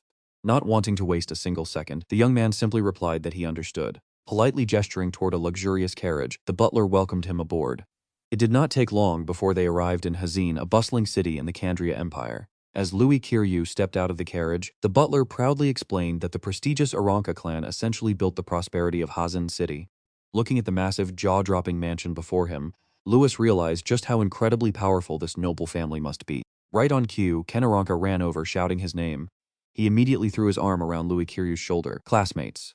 We're classmates from this moment on. Ken mentioned he heard about the massive stir Louis caused during the final exam. Walking inside, Louis Carril shrugged it off, admitting he only made it through thanks to the help of those two. Louis offered to let their previous bet slide, but Ken Aranka refused, saying that was a separate matter. After all, Louis proved his own strength and even earned genuine respect from Faye. Ken's voice filled with pure excitement as he pointed out they never got to clash during the exam. So before school officially starts, he wants to spar with Louis as much as possible. Just when Ken asks if Louis wants a quick head start on academy magic, Louis Kiryu sighs at his pushy friend. But watch this, a sharp commanding voice suddenly cuts through their conversation from above, asking Ken what the noise is. A woman glared down at them with piercing eyes, demanding to know who the guest was. Ken Aranka immediately stepped in front of Louis, trying to explain that this was his friend. But she cut him off with a harsh shout to shut up. Silence. Not a single word. The young master didn't dare say another thing. Stepping down, she immediately began scolding her son, asking if he forgot her warnings about choosing friends carefully. Since when did the Aranka Gates become a place where any random person could just stroll inside? Her voice dripped with pure disgust, claiming a commoner was unworthy of being his friend, and hanging out with him was a total waste of time. While both boys stood frozen, she snapped that Ken only needed to focus on training to become a great sage, just like his father wanted. She then marched right up to Louis, demanding to know what his goal was he after money or power? Pulling off a ring, she sneered, boasting that the jewelry in her hand was easily worth dozens of gold coins. With this, she mocked. A peasant like him could live comfortably forever. She then tossed the ring down, right at his feet, like cheap trash. Staring at Louis Kiryu with ice-cold eyes, she told him to pick it up and get lost. Horrified by her cruel behavior, Ken Aranka cried out, begging his mother to stop acting this way. Ken turned to Louis with deep regret, offering a quick apology. But Louis Kiryu calmly bent down, picked up the ring, and quietly remarked that he only became friends with Ken because he recognized his genuine talent. Looking the arrogant noblewoman dead in the eye, Louis boldly asked if she really thought Ken was only worth a cheap ring. Fearless, absolutely fearless. His response left Ken completely speechless. His biting words pushed her right over the edge. Completely furious, she screamed for the guards, and a dozen heavily armed soldiers immediately rushed into the hall to drag the insolent commoner away. But Ken Aranka quickly blocked them, shouting for them to wait because Louis possessed talent far beyond his own. He explained that Louis broke the exam record and even beat Faye, which only made her angrier. She scoffed, asking if he expected her to believe a mere commoner outperformed the heirs of the great noble houses. Hearing this nonsense, Louis Kiryu cut in, firmly stating that his friend was not lying at all. He added that with him around, Ken would only grow stronger, which pushed her fury to the absolute limit. She shrieked, demanding to know how a commoner dared to act so proud while insulting their noble family. And then things get even crazier as a terrifying blast of energy blows the grand doors wide open, revealing a towering man who radiates an unmatched dominant presence. Right after, the commanding voice of William Aranka echoed through the room, repeating Louis's claim that his presence would make Ken stronger. His sudden, imposing presence left everyone in the hall completely stunned. As William Aranka stepped inside, the arrogant lady gasped in terror, addressing him as her lord. Her face turned completely pale, never expecting her husband to return so suddenly. She rushed over, putting on a pitiful act and crying that if Ken kept hanging out with peasants, he would never match his father's grace. But William Aranka completely ignored her, walking right past. Ken bowed deeply in profound respect, addressing him as father. Right after, Louis Kiryu placed a hand over his chest, politely introducing himself as Ken's friend and showing respect to the legendary Grandmaster Aranka. Inside, Louis was sweating bullets, sensing an overwhelming pressure that easily rivaled the principal. Meanwhile, the Grandmaster looked down at his son and curiously asked if his friend's bold claims were true. Ken quickly explained that Louis's combat abilities were indeed far superior to his own. Hearing this, William Aranka glared with pure bloodlust. "Prove it," the Grandmaster commanded. This was indeed William Aranka, the head of the clan, and Louis Kiryu was instantly overwhelmed by his presence. The bloodlust was absolutely unreal, making the man look like a wild beast about to tear his prey apart. The pressure was heavy, suffocating. Louis Kiryu could barely draw a single breath, fully realizing the terrifying power gap between them. Staring into William Aranka's glowing crimson eyes, Louis Kiryu wondered if this man was actually planning to murder him. The next second, the Grandmaster glared, and a massive wave of raw mana surged straight at him. He instantly realized just how monstrous this opponent was, feeling as if his very soul was being ripped apart by that terrifying willpower. He could only admire the man's title as a true Grandmaster. Even so, Louis Kiryu forced himself to snap out of it. Thanks to years of hunting monsters in the wild, he had built a strong resistance to bloodlust, meaning this pressure would not break him. He began channeling every drop of his mana to push back against the crushing attack. The sudden explosion of raw power caught everyone off guard, forcing even the mighty William Aranka to freeze in pure shock. Gasped in disbelief, William found it hard to believe a young commoner possessed such insane power. The next moment, Louis Kiryu's eyes flared with determination as he glared straight ahead. Suddenly, two massive energy surges crash into each other, neither backing down. The insane collision triggers a giant shockwave, and right as the smoke clears, Ken Aranka screams out in pure panic, "Louis!" The intense clash leaves the entire training field buried in thick dust. While his father stands there completely unfazed, poor Louis Kiril is utterly spent and collapses. Seeing this, Ken Aranka rushes over to help him up. "Are you okay?" Just then, William Aranka coldly asks Louis Kiril, "Is it? What drives your desperate thirst for power?" Louis does not hide a thing and replies honestly to protect my family. Hearing those words, the patriarch freezes, seemingly lost in deep thought. Before walking away, he drops a cold truth on his son Ken. Your willpower is pathetic. Learn a thing or two from your friend. Lady Aranka quickly chases after him, asking what he is thinking. But he just shoots back with a chilling question. Do you have an issue with my decision, madam? She shuts up, her face turning completely dark. Ken Aranka can only let out a heavy sigh at the tense atmosphere. He slaps Louis Kirill on the back and suggests heading over to the training grounds, though he still feels pretty guilty about the whole scene. He mutters an apology on behalf of his parents. Louis Kirill gently smiles and tells him it is totally fine, though Ken's dad is indeed quite extreme. You and I are not so different, so do not sweat it. Hearing this, Ken Aranka admits that his father only values raw talent and strength above all else. Honestly, you deserve to be the young master of this clan more than me. But Louis shakes his head, suggesting that the patriarch tested him just to gauge his son's friend, which might be his weird way of showing love. Ken Aranka looks up at the vast sky, quite lost in his thoughts. Love, huh? He cannot shake that word as a flood of bitter childhood memories starts rushing back into his mind. Ever since he was a kid, he barely got to leave this grand mansion. Looking back, his entire childhood was just eating, sleeping, and endless training. He knew his father wanted him to become a great sage like his grandfather, but he had a huge block in his heart. Day in and day out, he just swung his sword blindly, doing exactly what he was told. That made him realize that all he ever wanted was his dad's approval. Looking around now, Ken Aranka sighingly admits that this place feels like a prison. It is like he needs permission just to take a breath. Sure, everyone praises him as the high and mighty young master, but to him, all that status and talent feel like nothing but heavy chains. You can feel his despair here. The tighter those chains bound him, the more he craved the outside world, dreaming of being a free bard singing across the vast continent like a wild bird. Snapping back to reality, his voice drops with heavy disappointment. But unfortunately, in a world where might makes right, he is still far too weak to claim his freedom. Hearing this, even Louis Kirill is slightly taken aback.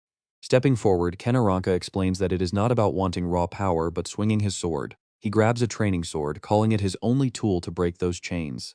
Pointing it to the sky, he vows to enter the academy just like his father did, and become stronger than ever. Deep down, he wants permission to finally live his own life. Looking over at his friend, Ken Aranka's eyes are filled with pure trust. I am counting on you, he says. Fully understanding his friend's heavy burden, Louis Kirill locks in with serious determination, dropping into a stance as they jump right back into intense sparring. Meanwhile, William Aranka asks for the investigation report. The advisor picks up the documents and reports that the kid is definitely quite extraordinary. Intelligence says during the exam, he pulled off some pretty mysterious combat moves nobody has ever witnessed, completely breaking previous records and even crushing the magic user faction. Even the patriarch has to admit that is impressive. What is more, Grandmaster Aronian thinks highly of him, and supposedly clashed with the Assassin Guild last night to protect the boy. William Aranka looks out at Louis Kirill with a pretty complicated stare, muttering that the kid is a magnet for trouble. The advisor curiously asks why he still lets him stay near the young master. But the patriarch has his own calculations. A troublemaker naturally draws danger, and facing and conquering that danger is exactly how a young man grows. And check this out, back on the field, Louis Kirill and Ken show absolutely no signs of stopping. Seeing their insane drive, William realizes this kid might actually make his son stronger. Right now, Ken decides to ramp up the intensity, telling his friend to block his next strike. Louis Kirill smiles with genuine excitement, inviting him to bring his absolute best. It seems my son is a better judge of character than me, William remarks. Meanwhile, Ken charges forward with his family secret technique as Louis Kirill's eyes flash. Ken Aranka freezes in absolute shock as Louis Kirill easily dodges the strike, appearing right beside him ready to strike. But Louis just playfully pokes his cheek, noting that wind magic speed is decent, but his movements are too linear. Realizing how easily his wind-boosted attack was neutralized, Ken finally understands why even Faye could not land a scratch on this absolute beast. Caught under his intense gaze, Ken Aranka asks if there is something on his face. Louis steps closer, asking if he has ever felt like his entire fighting style is somehow off. That question leaves him totally confused. Wait, what? But these are the top secret techniques handed down for generations in the Aranka family. My father and grandfather mastered them to become legendary powerhouses. Louis Kirill's tone turns dead serious as he suggests that there might be a completely different path for him, a path distinct from theirs. Louis Kirill walks over and picks up another training blade, turning back with an excited grin. Ken, do you want to blow your father's mind? Watching from afar, William Aranka raises an eyebrow in disbelief at their strange behavior. But a split second later, he sees both boys wielding weapons and rushing straight toward him. Raising his blade, Louis Kirill grins confidently and declares that in martial arts, speed is the ultimate weapon. It is not just about physical speed, but split-second reflexes and instant decision-making. Seeing Ken's swift training movements, Louis points out that his natural agility is pretty incredible. He handily hands over 2 daggers, explaining that his agility pairs perfectly with wind support magic, whereas those heavy thrusting techniques are actually quite difficult to master. Testing the twin daggers, Ken listens as Louis Kirill patiently explains that just because his grandfather mastered a style does not mean it fits him, suggesting that is why his father plateaued at Grandmaster. To maximize his innate talent, he must switch to a specialized fighting style. Louis Kirill drops into a wild fighting stance and asks if he is ready, and Ken Aranka instantly matches his energy. "Do not lump me in with those spoiled nobles. I will do anything for freedom," Ken declares. Standing side by side, Louis Kirill agrees and whispers that constant mobility is the key. Both wear a cheeky grin, eyes flashing with mischief. "Show your dad what your resolve can do," Louis tells him. With a nod, they both leap from above, wielding their dual blades to strike. They dive down with staggering speed. Ken Aranka calls out for wind acceleration magic as both of them, enveloped in bright green light, rocket straight toward the 2 men waiting below. The butler panics and calls out, but William Aranka calmly raises a hand to hold him back. Ken swings his daggers, but the patriarch effortlessly dodges the strike. Sliding in just as his friend lands, Louis Kirill coordinates perfectly from the other side. He unleashes rapid strikes, but the patriarch effortlessly slips past them. Daggers are easily the fastest and most flexible weapons around. Louis Kirill locks in, pushing his focus and raw strength to the absolute limit to unlock their full potential. He unleashes a high-speed secret technique, blending sharp, decisive movements flawlessly with his combat skills. Using the Black Tortoise martial art and butterfly footwork, he completely shatters his opponent's reaction time, packing maximum destructive power into the tightest space possible. Even William is quite impressed by this technique. Louis Kirill blurs through the air, launching a relentless assault. Right on cue, Ken Aranka charges in with wind magic boosting his speed. Together they flank William Aranka, locking him into a dangerous aerial siege. Feeling a massive shift in his movements, Ken's eyes widen in pure shock. His body and daggers feel unbelievably light, almost as if he's transformed into a bird soaring through the sky. With eyes shining in pure excitement, he grips his weapon tightly. He absolutely loves this feeling, a perfect fusion of dual daggers, close-quarters combat, and wind magic. Clenching his hilt, a wild swirl of green wind magic wraps around the vibrating blade. William Aranka whips around, his pupils shrinking in absolute shock. "What is this?" Ken Aranka is rushing him down with an overwhelming, terrifying pressure that leaves the old master completely stunned. "This is my path of the sword," Ken confidently declares. But William Aranka just scoffs coldly, completely unbothered even with a deadly blade right in front of his face. A massive burst of dark red energy blows them back as William Aranka growls with terrifying authority, veins popping on his face. Throwing away your family's martial arts to prove your resolve is incredibly childish, but instead of backing down, this blow only sharpens their focus. Louis screams out, "Ken, speed up." "Got it," Ken Aranka replies, casting his spell in perfect harmony. And man, their tag team coordination is absolutely beautiful. Acceleration, wind magic active. They crisscross with wind-slashing speed. William Aranka stands perfectly still, showing zero fear against their incoming combo. The boys close the gap simultaneously, unleashing a barrage of powerful wind-cutting slashes right at him. William's eyes flash sharp as he casually deflects the strike. Scoffing, "Is that all you've got?" His hand almost grabs Ken's downward swinging blade, but the boy nimbly twists in mid-air, dodging the counter and landing smoothly back on the ground. The old master's face twists in pure rage as he grinds his teeth. Unleashing a terrifying wave of bloodlust, he charges forward with a thunderous roar. "You coward!" Ken Aranka tenses up, quickly remembering Louis Kiryu's advice that backing off isn't weakness. Channeling magic into his feet, he plants his stance firmly into the ground. Using the momentum of his landing, Ken springs back instantly to strike from a complete blind spot, aiming to open a path for the next move. He executes a flawless flip in midair. Wind magic tornado. The second they touch down, Ken and Louis Kiryu surge forward in unison. William Aranka grinds his teeth in shock as the two dive from above, putting absolutely everything they have into this final clash. Flashback to training, where Louis Kiryu holds his blade and explains a tactical theory. He mentions that in baseball there is a legendary technique called a change-up pitch. Naturally, Ken asks, "A change-up?" Louis's eyes gleam with mischief as he suddenly slashes his blade forward, pointing it right at Ken's face while commanding him to take it. Ken quickly focuses to block the strike, but the trajectory of the blade shifts instantly, catching Ken completely off guard. Gently tapping Ken's defensive blade, Louis Kiryu grins triumphantly. "Simply put, it's a trick to completely fool your opponent using sudden speed changes." With sharp, clever eyes, he explains further. Even seemingly normal attacks can become devastating feints if you time them right. All you need is for your opponent to hesitate even for a single split second. Back in the real fight, they pull off this tactic beautifully, unleashing a flurry of slashes. By maximizing the nimble advantage of his daggers alongside his sheer speed, Ken can completely overwhelm his opponent. William Aranka concentrates, executing a series of extremely agile dodges. With a steady gaze, Ken pours all his effort into executing the plan. The old master tilts his head to dodge, scoffing at him. "Such a sluggish attack is totally meaningless," he sneers. But check this out, Ken's blade suddenly shifts direction. William's eyes widen as he realizes he fell hook, line, and sinker for the trap. Ken swiftly sweeps past while the old master freezes in sheer disbelief. A chunk of fur from William's heavy cloak has been sliced clean off. With their synergy working perfectly, the duo smiles confidently, ready to unleash their final finisher. Flanking him from left and right, they launch a coordinated magic slash to end it. But William Aranka simply calls a halt to the battle with a booming, authoritative shout enough. Both of them halt, holding their daggers up defensively. Standing tall and majestic, William coldly calls out Ken's name. Ken waits in suspense, sweating bullets, as his father turns around and walks away with a cold warning. Do not bring shame upon the Aranka family name. Overjoyed, Ken eagerly replies, "Yes, father." Following close behind, the family butler respectfully asks, "What are your orders, master?" The old man silently reflects on their incredible team tactics. Slashes delivered in rapid succession at extreme close quarters, a flawless hit-and-run style, and those clever feints using speed shifts. His gaze softens as he analyzes the fight, a brand new way to retreat. Quite interesting. He actually respects them now, thinking he never expected to learn from mere kids. Watching him walk away, Louis Kiryu catches his breath, noting it was a rare chance to fight a grandmaster, but at least it is over. Ken Aranka slaps an arm around his shoulder, ecstatic, saying this is the first time his father has ever acknowledged him, making it the absolute best moment of his life. "Come on, I want to give you something," Ken says. Looking at the massive Aranka library, Louis Kiryu is totally blown away. Noble clans really are on a different level. His mouth hangs open in pure astonishment at the endless rows of books.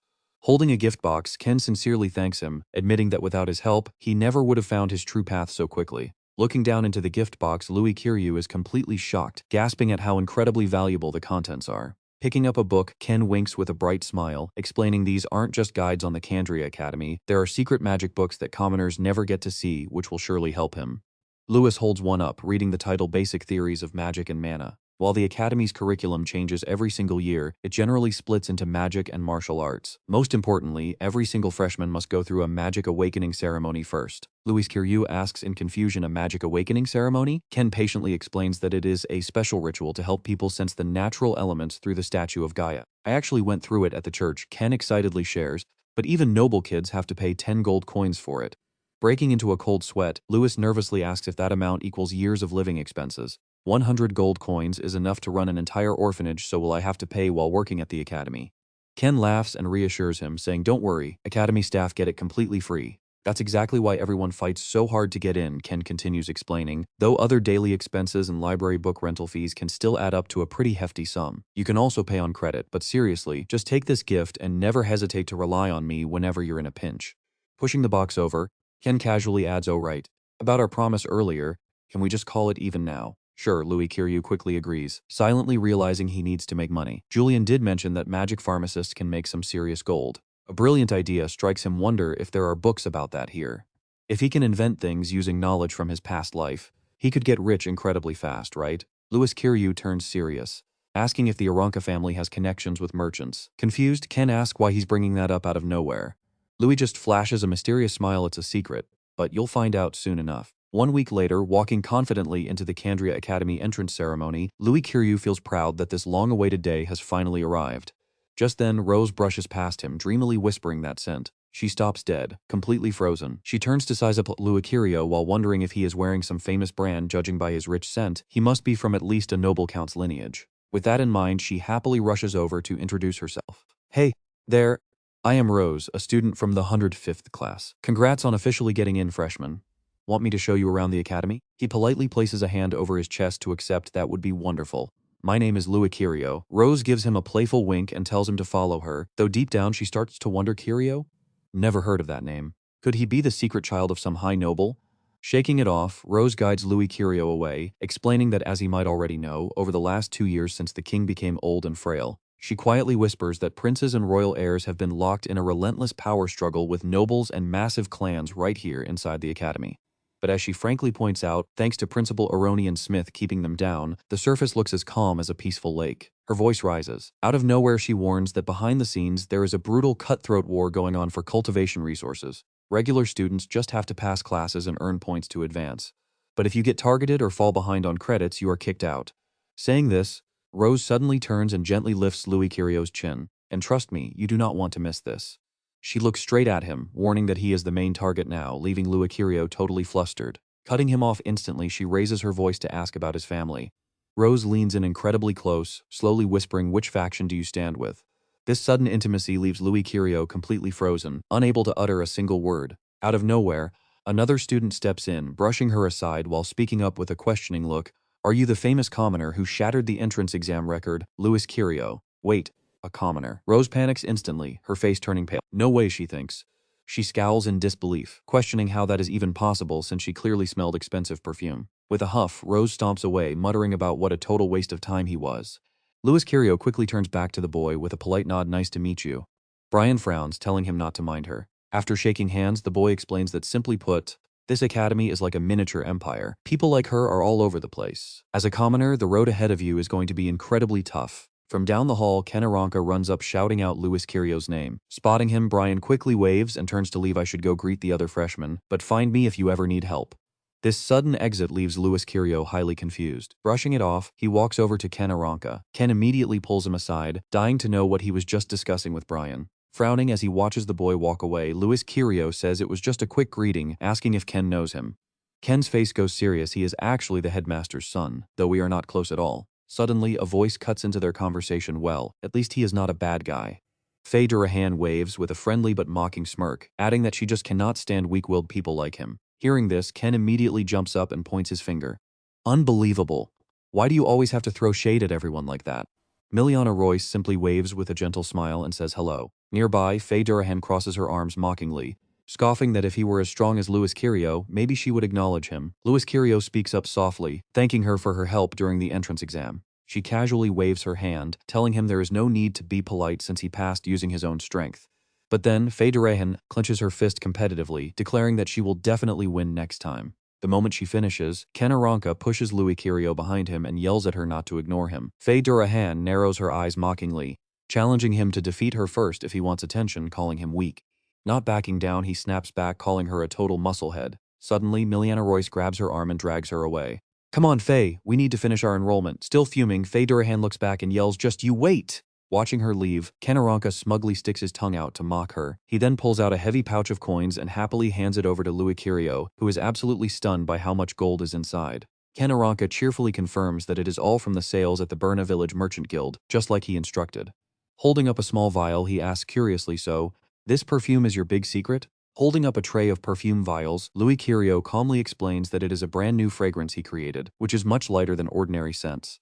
Ken Aranka pops open a cap to take a sniff, asking with a skeptical look, well, it definitely smells nice, but can this stuff really bring in a fortune? Crossing his arms, Louis Kirio calmly replies that he will understand once they sell it. Ken Aranka crosses his arms in envy. I never expected this stuff to sell for such a high price. I am going to send a portion to my mother. You really are full of genius ideas. I seriously want to crack your head open to see what is inside. Suddenly, Louis Kirio wraps an arm around his shoulder as they head into the freshman reception area, reminding him to keep this business strictly between themselves. Ken Aranka casually agrees, saying he made a pretty good profit himself. The teacher with glasses frowns, sternly reminding Louis Kirio to keep his student card safe and hopes he becomes a master soon. But right after receiving his card, mocking whispers echo behind him, so that is the commoner who only got in because of Ken and Faye? Talk about shameless. Unbelievable. The academy is turning into a joke for even allowing this. I heard the headmaster even expelled Seth because of him. Still, he does not look weak at all, which explains why Ken is so close to him. Hearing these whispers, Louis Kirio turns to Ken Aranka to ask if Seth was really expelled. And Ken explains that Seth was the one who hired the Assassin Guild to kill him. Once the truth came to light, he was immediately expelled. Hearing this, Louis Kirio's face darkens. Of course, it really was him. Suddenly, Ken Aranka leans in and points, whispering that Seth has an older brother named Jess, and there is no telling what he might try to do, so Louis should stay close to him. Hearing this, Jess glares back with a dark, plotting look. Not backing down, Louis Kirio and Ken Aranka glare right back with unfriendly eyes. One of Jess's cronies points at them, asking if they should make a move. But Jess simply sneers, whispering that the real fun is just getting started. We will make him taste despair bit by bit. Inside the grand hall of the Candria High Mage Academy, Aronian Smith proudly speaks up, welcoming all the new freshmen to their legendary academy. Raising his hands, he solemnly declares that they should all feel proud for overcoming countless hardships just to set foot in this prestigious place. Aronian Smith's powerful voice echoes through the hall, reminding them that this is only the beginning of their journey. He urges them to cultivate tirelessly for true power, hoping they will find their own path and become the pillars of the empire. Gesturing slowly, he introduces the freshman representative Neil Gunn to deliver the opening speech. The moment his name is called, a pair of completely bare feet steps onto the stage. He appears with a massive muscular build and a giant weapon resting casually on his shoulder. Down below, the crowd of students instantly erupts into confused whispers, wondering what on earth he is thinking and if this wild commoner really took first place. His bloodlust is terrifying, absolutely chilling. But wait, why is he not wearing any clothes? The teacher with glasses screams in fury, only for Aronian Smith to stop him. Wait until you see this next guy. Neil Gunn stands right in the center, pointing his weapon forward as he arrogantly roars, "Listen up, you pack of fools!" Raising his voice so it echoes through the entire hall, he declares that his only goal is to beat down every single one of them until they are shaking in fear. This outrageous speech drives the crowd absolutely wild with anger, with students shouting back, asking who he thinks he is. Just because you took first place does not mean you can act this arrogant. You brute! But Neil Gunn just yells back with sheer force, telling them to shut up, calling them weaklings who only know how to talk trash while pointing his finger right down at them. Leaning heavily on Aronian Smith's shoulder, the teacher with glasses trembles as he complains that having to deal with a troublemaker like this is giving him a massive stomachache, making him want to quit on the spot. Over on the stage, Neil Gunn wildly raises his massive weapon, roaring that his primary target is actually him, before throwing it with incredible force. The heavy blade smashes directly into the floor, cracking the tiles right at the feet of one specific person. Louis Kiryu stands below, calmly watching the weapon.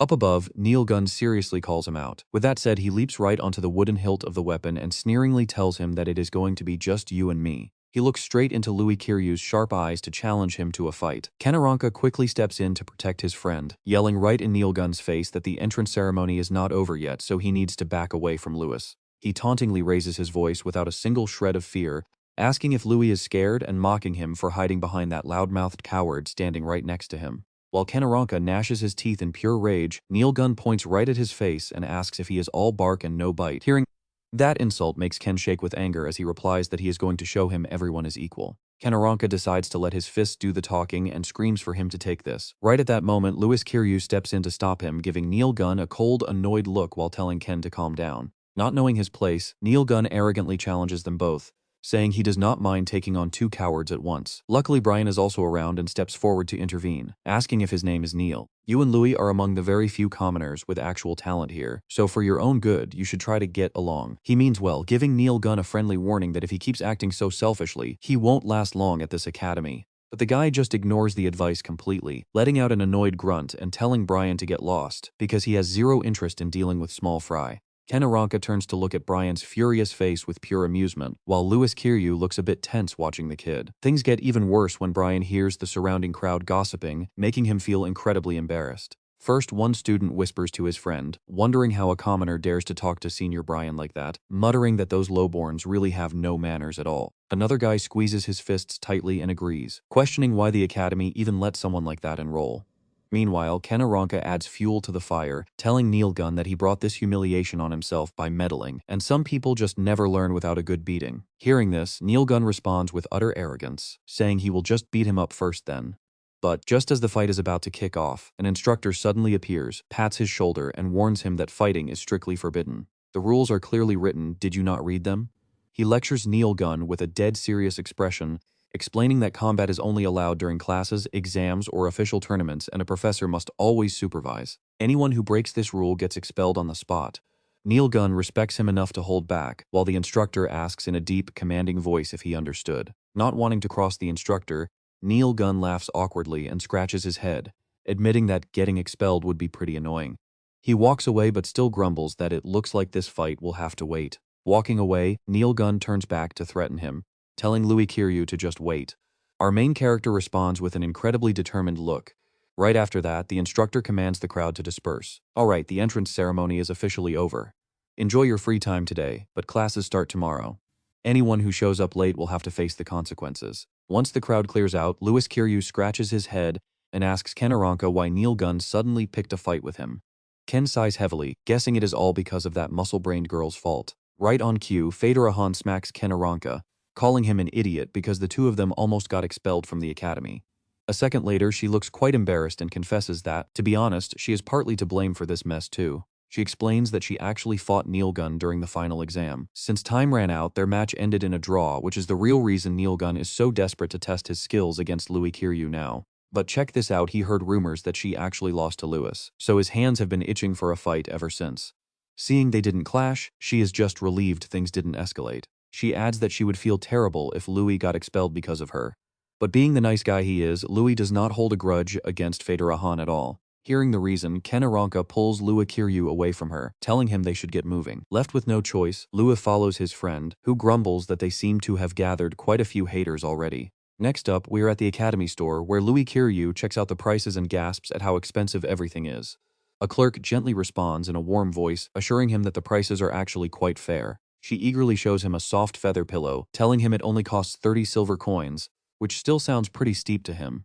As she hugs the pillow and keeps rambling on, Louis can only hold his aching head in silent shock at these ridiculous prices. And this herbal pillow packed with rare soothing plants is just 5 gold coins, making it a real bargain. Ken Aranka reads his mind, leans in to whisper that this price is actually dirt cheap, adding that since he will be buying supplies here every single day, he should finally realize how crucial money and credits are. Louis Kiryu admits his mistake and sighs, feeling the pain of being broke right down to his bones. Ultimately, he picks the absolute cheapest starter pack for 100 silver coins, and the clerk happily smiles as she accepts. While waiting, Louis Kiryu feels lucky he made good money from selling incense earlier, planning to send the leftover savings straight to the orphanage. He looks wistfully at the magic potion display, reminding himself that potions are absolutely essential for training, meaning he seriously needs to find more ways to earn cash. A moment later, Louis Kiryu hears Fedora-han calling out to him. She tells him to head to the dorms first, reminding him that his magic awakening ceremony is tomorrow and she will see him there. Miliana Royce, walking beside her, simply nods in agreement. Seeing them carry 2 large wooden crates makes him immediately think of a new business idea, screaming internally that it is grinding time. Cut to the dorms, where Louis Kiryu is carrying his blanket while looking around for his room. Heading to room 60, he silently prays he does not end up with a bully or some cunning schemer. Taking a few more steps, he gets totally confused when someone suddenly throws a blanket out into the hallway. Driven by curiosity, Louis Kiryu peeks inside and overhears some guys warning someone not to mess with them. He spots a bully screaming in Kara Candace's face, threateningly asking if he knows what happens to those who dare disobey them. Another thug chimes in, shouting at Kara Candace to just do as they say if he knows what is good for him. Kara remains completely silent even as they corner him, which only makes the lead thug even more furious. The thug grabs Kara Candace by the collar and roars, asking if he wants to pick a fight. But right then, someone uses magic to zap his hand, and the sudden stinging pain makes him scream out in agony. Louis confronts them with a serious face. Fighting is banned, do you guys want to get expelled? But the thug stubbornly refuses to back down, claiming they haven't even done anything yet. His sidekick eagerly chimes in to agree. Seconds later, the main thug charges forward to punch Louis, shouting that since Louis attacked first, this is self-defense. But our main character quickly channels his magic. And just like that, the thug's own hand flies backward and smacks his partner right in the face. As his friend crashes, the thug stares at his hand in absolute confusion while Louis calmly asks when he ever raised a hand. The sidekick kneels on the floor, holding his bruised face, angrily asking why his buddy suddenly punched him. The thug stammers back, desperately trying to explain that he has absolutely no idea what just happened either. And check this out, Louis targets his legs next. Suddenly, the thug delivers a devastating kick straight to his own partner's crotch, sending him writhing on the floor in pure unadulterated agony. The thug panics completely, shouting in confusion about what on earth is going on. Louis doesn't stop, casting another spell right on the guy's stomach, making him turn pale as a sharp pain suddenly hits him. Seizing the moment, Louis Kiryu lightly sweeps the guy's legs. The thug collapses right on top of his partner, groaning in pain, while his friend, now with a bloody nose, furiously barks out, asking what the hell he is doing. The thug, still totally lost, cries out that it wasn't him and he didn't do anything, finally pointing at Louis, blaming him. Louis Kiryu just plays completely innocent, telling his senior not to blame others just because his own body decided to go crazy. Absolutely losing his mind, the thug grates his teeth and snaps, asking if Louis just controlled his body, calling him a complete monster. Called a monster? Louis Kiryu's face darkens in absolute annoyance. As he walks closer, the bully panics and screams out in terror, "What are you planning to do to us?" Luckily, Kara Candace grabs his hand and pulls him back. Louis Kiryu stays quiet but quickly reads the room. "Are you telling me to let this go?" Out of respect for his new roommate, he decides to only give them a warning. "If anyone catches us fighting here, we are all finished. If you still have a complaint, go see the principal with me." The bully scrambles up and runs. "Damn it, that guy is insane. Run! I will pay you back for this." A moment later, seeing Kara Candace picking up his blanket, Louis Kiryu tries to start a chat. "I am Louis, your roommate. What is your name?" Seeing the boy keep his head down in silence, Louis Kiryu feels pretty awkward. A few seconds later, he spots the name on the blanket, Kara Candace. He hesitates Kara about what just happened. Before he can finish, Kara Candace runs off like the wind, leaving Louis Kiryu standing there completely clueless. He sighs in embarrassment. Wow, he totally ignored me. That is not just shy, he is the classic bully victim. Cleaning up the messy dorm, Louis Kirio cannot help but sigh. So much drama on day one. Deep down, he starts praying, please let tomorrow's ceremony go smoothly without any crazy disasters. Look at this, two shady intruders are creeping into the goddess temple. They clearly have bad intentions, setting up a suspicious magic circle while grinning like absolute villains. At the sacred temple of Candria Academy, all the students gather in the main hall right in front of a majestic goddess statue. Louis Kirio stands beside Candace, staring up in awe at the massive architecture. He whispers, so this is the goddess of this world. Right below the statue, Professor Sid begins his grand speech, students. Behold our great creator, the goddess Gaia. A very long time ago, the goddess Gaia created a realm where humans and monsters could actually live together. But as time passed, those beasts started abusing their overwhelming natural strength. Dragons completely dominated the sky, while the massive behemoth, or the colossal primal titans with extraordinary power, ruled over the land. Meanwhile, giant krakens with massive destructive capabilities dominated the deep oceans. This brutal struggle for power among those colossal monsters painted the entire sky in blood. Countless humans perished in the chaos, and thousands of dead bodies piled up under the relentless, savage attacks of those wild beasts. Enraged by this cruelty, the goddess Gaia decided to take action. She bestowed her sacred blessings upon humanity, who previously possessed absolutely zero magic. From that moment, humans began to harness the four fundamental elements of water, earth, wind, and fire, creating the legendary mystical martial arts.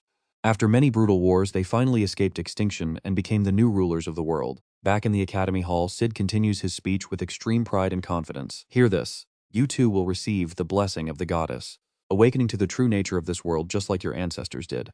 Hearing this, Louis Kirio focuses on the main point, magic power. He thinks to himself, so there is still no record of the first hero anywhere. Candace notices Louis Kirio's pale face and looks over in concern. Just then, Sid glares down at them and yells, you two, over here. Sid leads them away, telling the pair, follow me. He takes both of them to a special testing area designed to measure their inner magic power. Pointing at two stone slabs, Sid instructs them, sit here. If you have any magical talent, you will easily feel the elements. Suddenly, Sid's expression turns cold and harsh, but if you are just talentless trash who feels nothing. Louis Kirio stares at him, clearly sensing the professor's hostile attitude. The two lock eyes, and Sid says with absolute coldness, this academy has absolutely no use for trash like you. Sid then turns to the rest of the crowd. The ceremony will begin shortly. Everyone else, take your seats. Louis Kirio is baffled by the hostility, wondering, does this professor seriously hate me already? Once everyone is seated, Sid begins to explain the process. Earth, fire, wind, and water. These four great elements are the foundation of our entire world. He continues, under the blessing of the goddess, focus your minds and reach out to the power you feel. Sid then creates a massive elemental circle and begins chanting, Supreme Goddess, we pray that you bestow your holy grace upon us. Exactly as he says, the magic circles glow bright, releasing intense waves of spiritual energy. Look at those sparks fly! The fire circle shoots out fiery sparks carrying immense heat, and the water circle behaves the exact same way. Countless glowing streams of energy radiate from the goddess statue's staff, lighting up the entire majestic academy. Radiant beams shoot from the eyes of the goddess statue, illuminating every single corner of the massive hall. A blinding, sparkling light erupts from the goddess's body, leaving the students below completely speechless. The brilliance keeps growing until they are forced to cover their eyes, filled with deep admiration for her supreme power since they are witnessing this incredible sight for the very first time. Atop the glowing statue, a bright halo appears around her head, surrounded by countless elemental particles drifting in the air like stars. Suddenly, the students feel incredibly small. One of them looks at the colorful elemental particles floating around and wonders, is this what a real element looks like? It is beautiful. Suddenly, Neil screams out in excitement, fire! The fire element has chosen me. A student sitting nearby sighs, looks like I am stuck on the martial path again. Get a load of this. Neil instantly unleashes his power, whipping up a massive fire tornado. Everyone is completely shocked. Wait, does this commoner actually possess both earth and fire elements? Another student watches in awe, wondering how can he control magic so easily. The person sitting right next to him is just as shocked, whispering, is he some kind of genius? Neil looks completely wild but extremely smug about his newly gained power. He laughs maniacally. Yes, this is exactly what I am talking about. He unleashes his aura, forcing everyone around him to back away from the intense heat. Neil screams in pure ecstasy, elements or whatever, you will all submit to me. He then glares over at Louis Kirio and Candace sitting nearby. He sneers arrogantly, those who cannot even awaken are not worthy of being my rivals. Do not disappoint me, Louis. Hearing this, another student asks, wait, don't tell me he is also. Another student remarks, there is no such thing as an element. As the particles gather around Neil Louis Kirio's heart sinks. Why can I not feel anything at all? He has no idea that a dark, sinister force is actively blocking him. Louis Kirio wonders, is it because I do not actually belong to this world? But he quickly shakes off the thought, no, back when I sparred with Ken, I could definitely feel a strange power. Louis Kirio grows even more stressed, but right now, my mind is completely clouded by something dark. Louis Kirio grits his teeth and forces himself to resist. He mentally snaps, "Let me tell you, my willpower is not something you can easily break." With incredible mental strength, he roars, "Disappear." And just like that, the dark energy is completely crushed. His immense willpower shatters the barrier that cut him off from magic into tiny pieces. The sudden burst of energy gets everyone's attention, and they look over at Louis Kirio. Sensing the shift, he snaps his eyes open. His expression turns into pure shock. What is this? Staring at the glowing particles drifting around him, Louis Kirio whispers in amazement, "4 colors of light. Are these the elements?" Sensing his barrier broke, Sid turns to look in disbelief. Thinking, what? I set up a magic circle to cut off his senses from the outside world. How did he break it? Louis Kirio reaches out to touch the nearest glowing blue spiritual sphere, but suddenly the sphere darts away as if actively avoiding him. This leaves Louis Kirio feeling pretty disappointed as he looks at his hand and wonders, why can I feel them but cannot touch them? Our boy tries to grab the glowing sphere again, but the slippery thing keeps dodging his hand on purpose.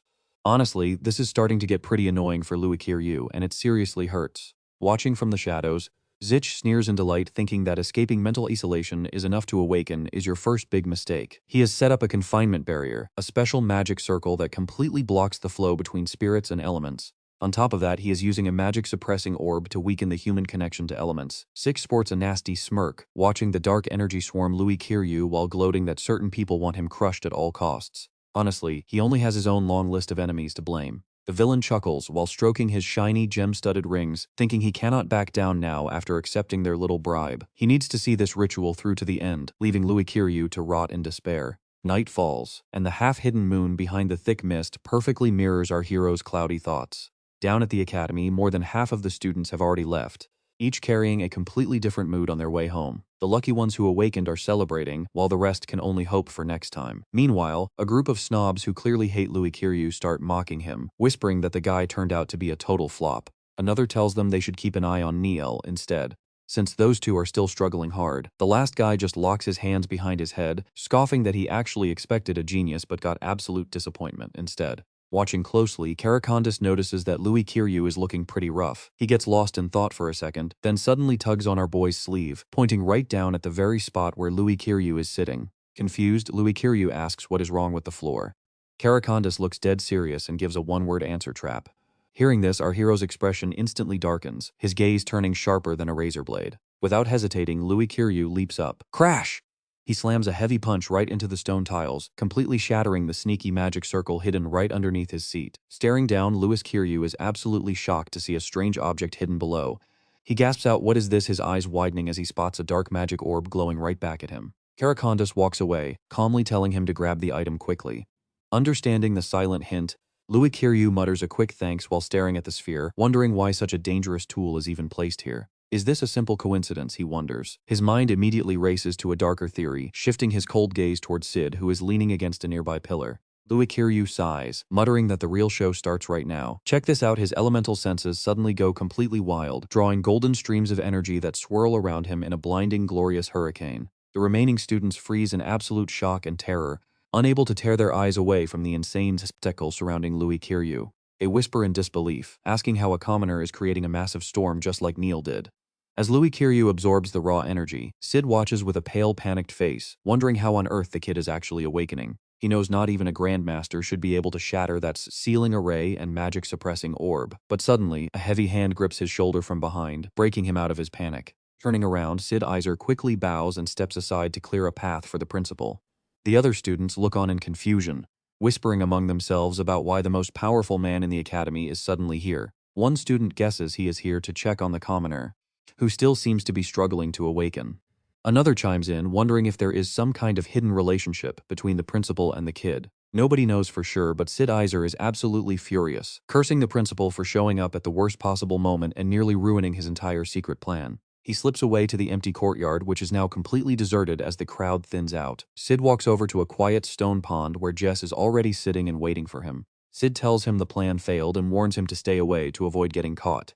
Jess crosses his arms and agrees to handle the rest, but internally sneers, thinking the useless commoner got pretty lucky this time. The principal clearly senses something is off, ordering his trusted aide, Kiri, to secretly keep a close watch on Sid, because he will not tolerate outsiders messing with his academy. Looking at Louis Kirio, the principal whispers that the obstacles are cleared, leaving the rest up to him.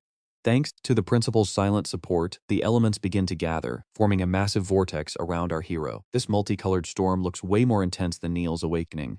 Louis Kiryu closes his eyes, focusing deeply to feel the raw elemental energy flooding directly into his body. Floating in a mental galaxy of glowing lights, he marvels at the beautiful energy, remembering his past talk with Ken Aranka about these exact elemental forces. Years ago, Louis Kiryu had pointed to a book, asking what elements actually are. Ken Aranka simply explained that they are the very building blocks of the world, created by the goddess. Curious, Louis Kiryu asked why monsters can naturally cast spells from birth, while humans have to undergo an awakening first. Ken Aranka reached into his pocket to pull something out while explaining the difference. Holding up a shiny crystal, he explained that monsters possess natural mana crystals deep inside their bodies. These magical crystals hold various elemental powers, giving beasts an incredibly high compatibility from the moment they are born, allowing them to easily cast spells through their cores. But humans must go through the awakening ritual first. Once recognized, we still cannot cast magic unless we learn to manipulate the elements around us. Tossing the crystal over, Ken Aranka added that during your ceremony, the elements you are most compatible with will naturally seek you out. Once chosen, the rest is just about pushing your physical and mental limits. Louis Kiryu examined the glowing crystal in his hand, asking if this tiny thing was the actual element itself. Not quite, Ken Aranka replied softly. Absolutely everything in this world is made of elements. Back in reality, Louis Kiryu watches a glowing water orb float beside him and wonders if the water attribute is his perfect match. Slowly, he extends his finger to gently touch the liquid sphere. Instantly, he feels the freezing deep currents of the ocean and the graceful movement of a mermaid. But right alongside that beauty, he senses the terrifying, overwhelming raw power of a giant sea monster. Under its crushing glare, Louis Kiryu feels the immense pressure radiating from the colossal beast. Trying to absorb and control such a terrifying force is turning out to be pretty difficult for our boy. You can practically feel his panic as his mind starts slipping away.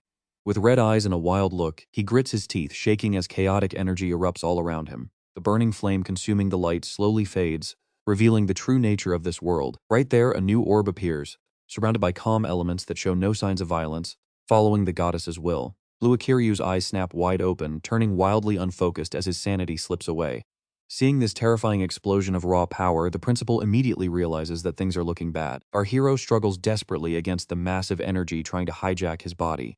Moving fast, the principal summons multiple elemental rings and chants his spell barrier of the goddess. With the final word, the goddess's divine seal manifests, forming a protective barrier around Louis Kiryu. Pure energy flows from the water ring, while the metal ring erupts with a brilliant golden light. These elemental rings form a solid, impenetrable defense around Louis Kiryu, yet he continues to thrash and suffer, fighting with everything he has to stop the wild power from consuming him. The remaining students in the hall are completely stunned by this insanely violent wave of magical power. One of them wonders why the principal is sealing him, straining to see through the blinding light. Realizing the danger, the principal shouts out, telling Louis to stay calm and ignore the surrounding noise. Hearing those words, our boy slowly begins to regain his senses. His eyes slowly start to focus again as his mind finally clears up. The elemental storm fades, leaving Louis Kiryu standing completely frozen in shock at the insane, uncontrollable power he just unleashed. Louis Kiryu wipes away his sweat, letting out a massive sigh of relief that he did not totally lose his mind there.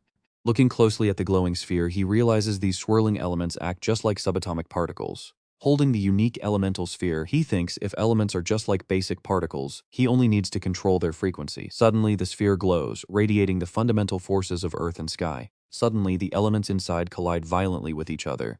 The sphere bursts into a brilliant, colorful light, leaving Louis Kiryu staring in absolute awe at the power in his hands. Earth, water, fire, and wind. Outside, the principal feels this massive surge of energy inside the barrier. He mutters, "Oh goddess." Keeping this barrier stable is starting to get pretty difficult. Once again, an overwhelming power pushes against the barrier.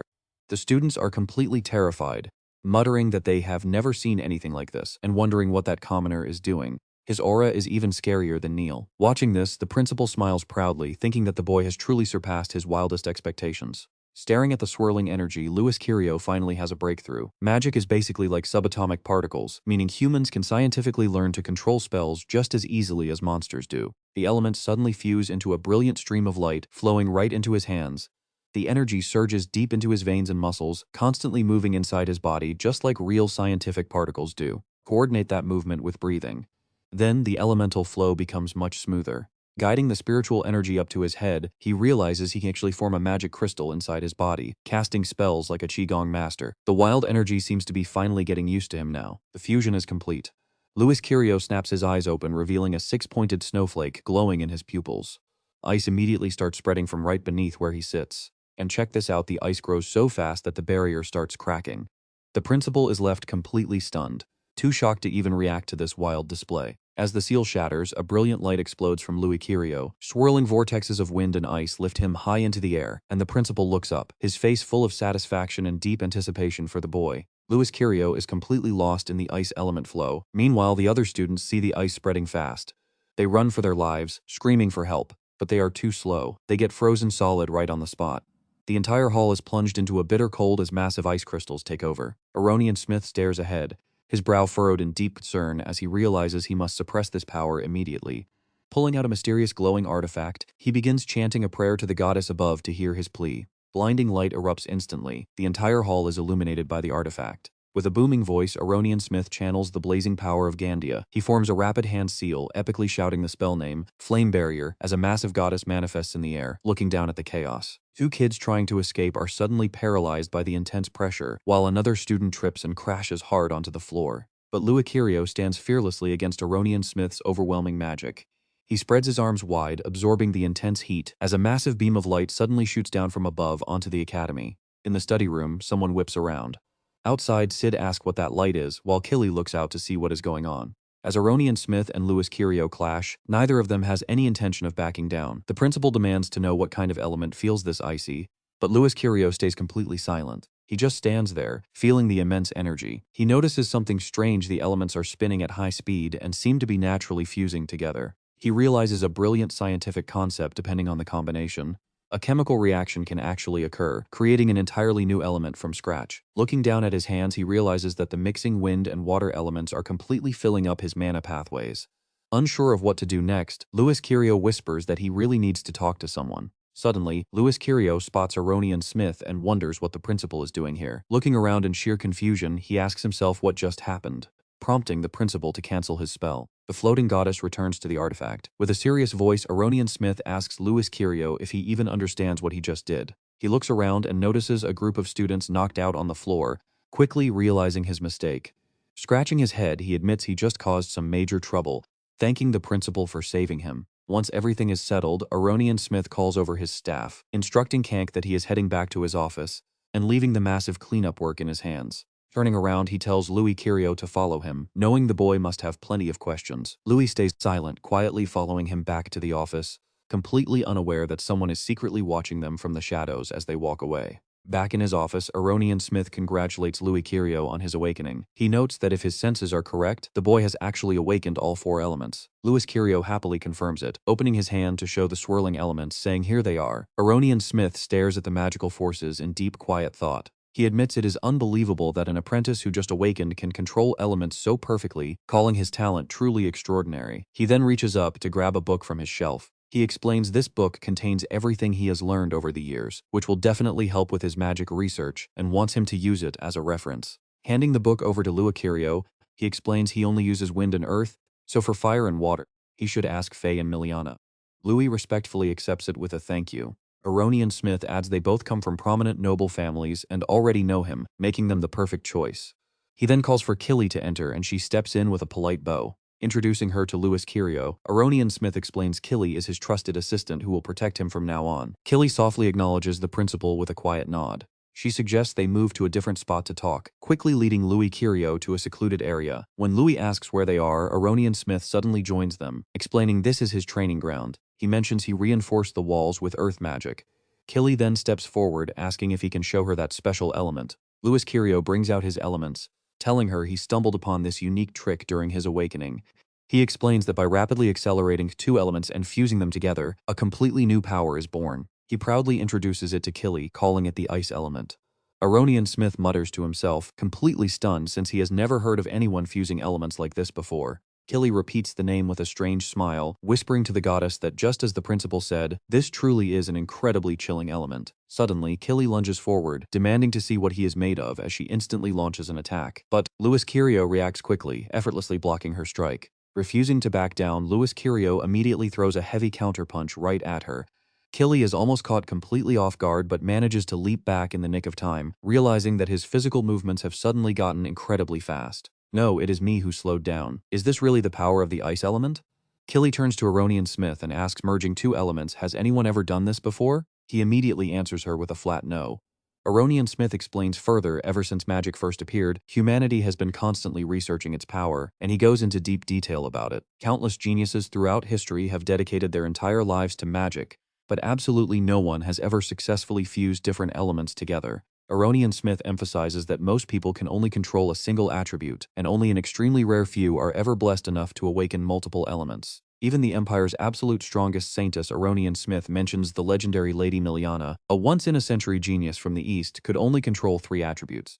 He speaks of her with deep admiration, noting that even she tried to fuse 2 elements together and failed miserably. He points out to Killy that her mind and body simply could not handle the strain. Hearing this, Louis Curio asks, so a normal human body just cannot survive fusing elements? Aronian Smith nods exactly. For a human to wield magic, they must rely on both their physical body and mental strength to endure the sheer raw power of the elements. When you accelerate the flow of elements like you just did, your sheer willpower has to be strong enough to guide them and release them from your body. But if you try to control multiple elements at the exact same time, they will clash inside you and end your life right there. In other words, Aronian Smith says in a low voice, this kid's potential might actually match a saint. Watch this, because his path is about to get insanely wild. Killy's entire body starts glowing with a faint red light as fiery aura wraps around her. She growls one more time. With that, Louis Curio and Killy crash into each other again, continuing their fierce duel. Watching from a distance, Aronian Smith silently recalls a theory proposed by Lady Miliana. To handle multiple attributes at the same time, a person must possess a very specific condition. He notes that you either need a dragon-like body to survive the elemental clash, or you must channel magic through magic crystals just like monsters do. Blocking her blows, Louis Curio asks, so what were the actual research results? Hearing his question, Aronian Smith holds his head in distress and replies that it was absolutely disastrous. Every single experiment in the Empire failed, and the whole concept was banned as taboo. He patiently continues, explaining that he never thought anyone could actually break that ancient taboo. He had not even imagined such a thing was possible. Louis Curio pieced things together. He realizes that by circulating different elements through separate mana pathways, he completely avoided letting them clash inside his body.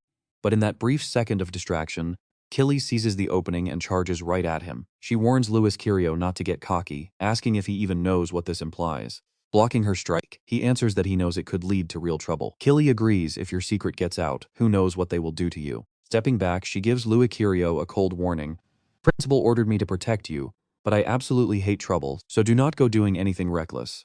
Having no desire to argue, he quickly agrees to her terms. Got it, I will just claim I awakened water magic, and the ice was simply a unique application. Hearing this, Aronian Smith gasps in pure shock. Did he just say application? Louis Curio explains that his willpower is far stronger than most ordinary people.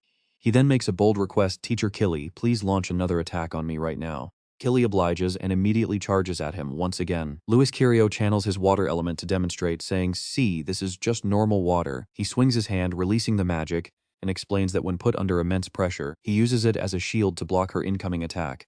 Killy's jaw drops at his mind-blowing technique. Now, look at her face, she is totally speechless, stammering what? Watching from afar, even Aronian Smith stammers in complete shock. What is this? Louis Curio twists his wrist and releases his ultimate move. Watch it change like this. Water magic, ice mutation. Witnessing his power, the headmaster can only marvel, good heavens. This is not even magic. Killy stares at his technique and gasps. How on earth did you transform regular water into solid ice? Not only does it refuse to melt under intense flames, but it actually radiates extreme heat. Louis Curio calmly explains to them both liquids have a property that changes their state under immense pressure. Simply put, I just applied basic knowledge. Aronian Smith is incredibly pleased with the boy. Walking over, he pats Louis Curio on the shoulder and says this world still has many unexplained mysteries. Come see me whenever you want. I will teach you how to properly control your powers. And if you make any new discoveries, I will make sure you get the credit. Louis Curio politely replies, thank you, sir. Still a bit hesitant, Killy questions Aronian Smith, are you really planning to protect this kid? What just happened might just be a There is no record of this in any magic book. Aronian Smith looks at her and answers, even the magic recorded in old books was once considered nothing more than a coincidence. I do not want to dismiss the possibility here. Finding his answer completely convincing, Killy simply replies, understood. Since you put it that way, headmaster, I will accept it. He certainly seems like a student worthy of the elite class. She walks away, radiating an intense pressure, and adds, but I will protect him very carefully. With those final words, she coldly walks away, leaving the boy and Aronian Smith standing alone. Knowing Killy's sharp personality, the headmaster does not blame her. Turning to Louis Curio, he tells him classes start tomorrow, so go back and rest. Here is a mental recovery potion. It will help clear your mind, but do not abuse it. Accepting the vial without asking any questions, he simply replies, yes, sir. Looking at the potion, Louis Kirio thinks so mental recovery magic potions actually exist. Clutching the book Aronian Smith gave him, he walks back while murmuring, I do not feel tired at all. Magic potions are truly amazing. Maybe I should just meditate until morning. Opening his dormitory door, Louis Kirio spots someone waiting inside. Kara Candace is sitting in the room, quietly watching him. He quickly asks, Kara, why are you still awake? Walking inside, he asks, were you waiting for me? Kara Candace remains silent, so Louis Kirio continues, come to think of it, you really did save me today. The principal mentioned a rare artifact was placed there. By the way, how did you even realize that? Without saying a single word, Kara quietly hands Louis Kirio a piece of paper. He takes it to investigate. The Candace Trading Company. No wonder you are so incredibly knowledgeable. As Kara Candace gets up to leave, Louis Kirio asks, are you not worried that helping me might paint a target on your back? Heading toward the door, he quietly mutters a quick thanks and slips away. Understanding his teammate's intention, Louis Kia thinks so this is payback for that first day? But since you are a merchant's son, I might actually need your assistance in the future. The very next day, inside the training hall of Candria High Mage Academy, Derek is happily twisting his body and showing off his massive physique. In a high-pitched voice, he exclaims, hello, my cute new students. I am Professor Derek, your physical trainer, and I will be teaching you the absolute fundamentals of profound martial arts. Under my guidance, he boasts with extreme pride, all of you will develop the absolute perfect body. Seeing this, the terrified students whisper to each other, is this professor completely out of his mind? He is seriously terrifying. Hey Louis, is it just me or is that professor incredibly weird? Unlike the others, Louis Kirio looks quite excited and says actually what he is saying is not wrong at all. After all, body and mind are the true foundations of profound martial arts. Overhearing this, Derek instantly takes a massive interest in him. The professor teleports right behind him, making Louis Kirio gasp so fast. Kenaranka fails to react in time, only managing to squeak out, huh?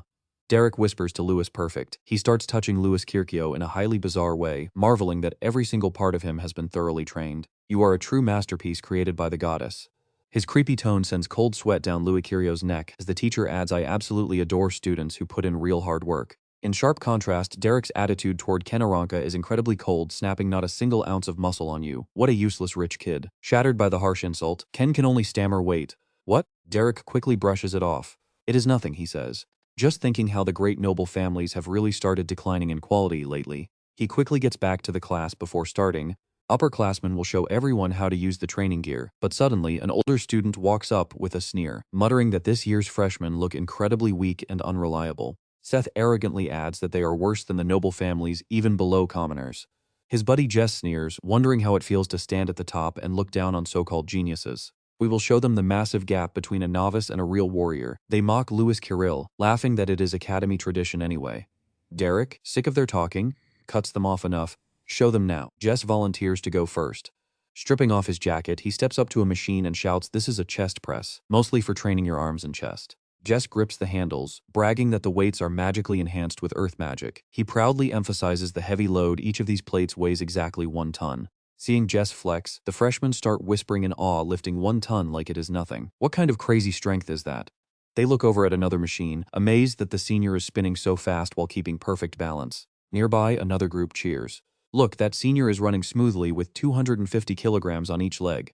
Derek turns to the freshman. All right, your turn now, try not to get hurt. Louis Kirill pulls the machine with all his might, but it does not budge. He groans, it is stuck.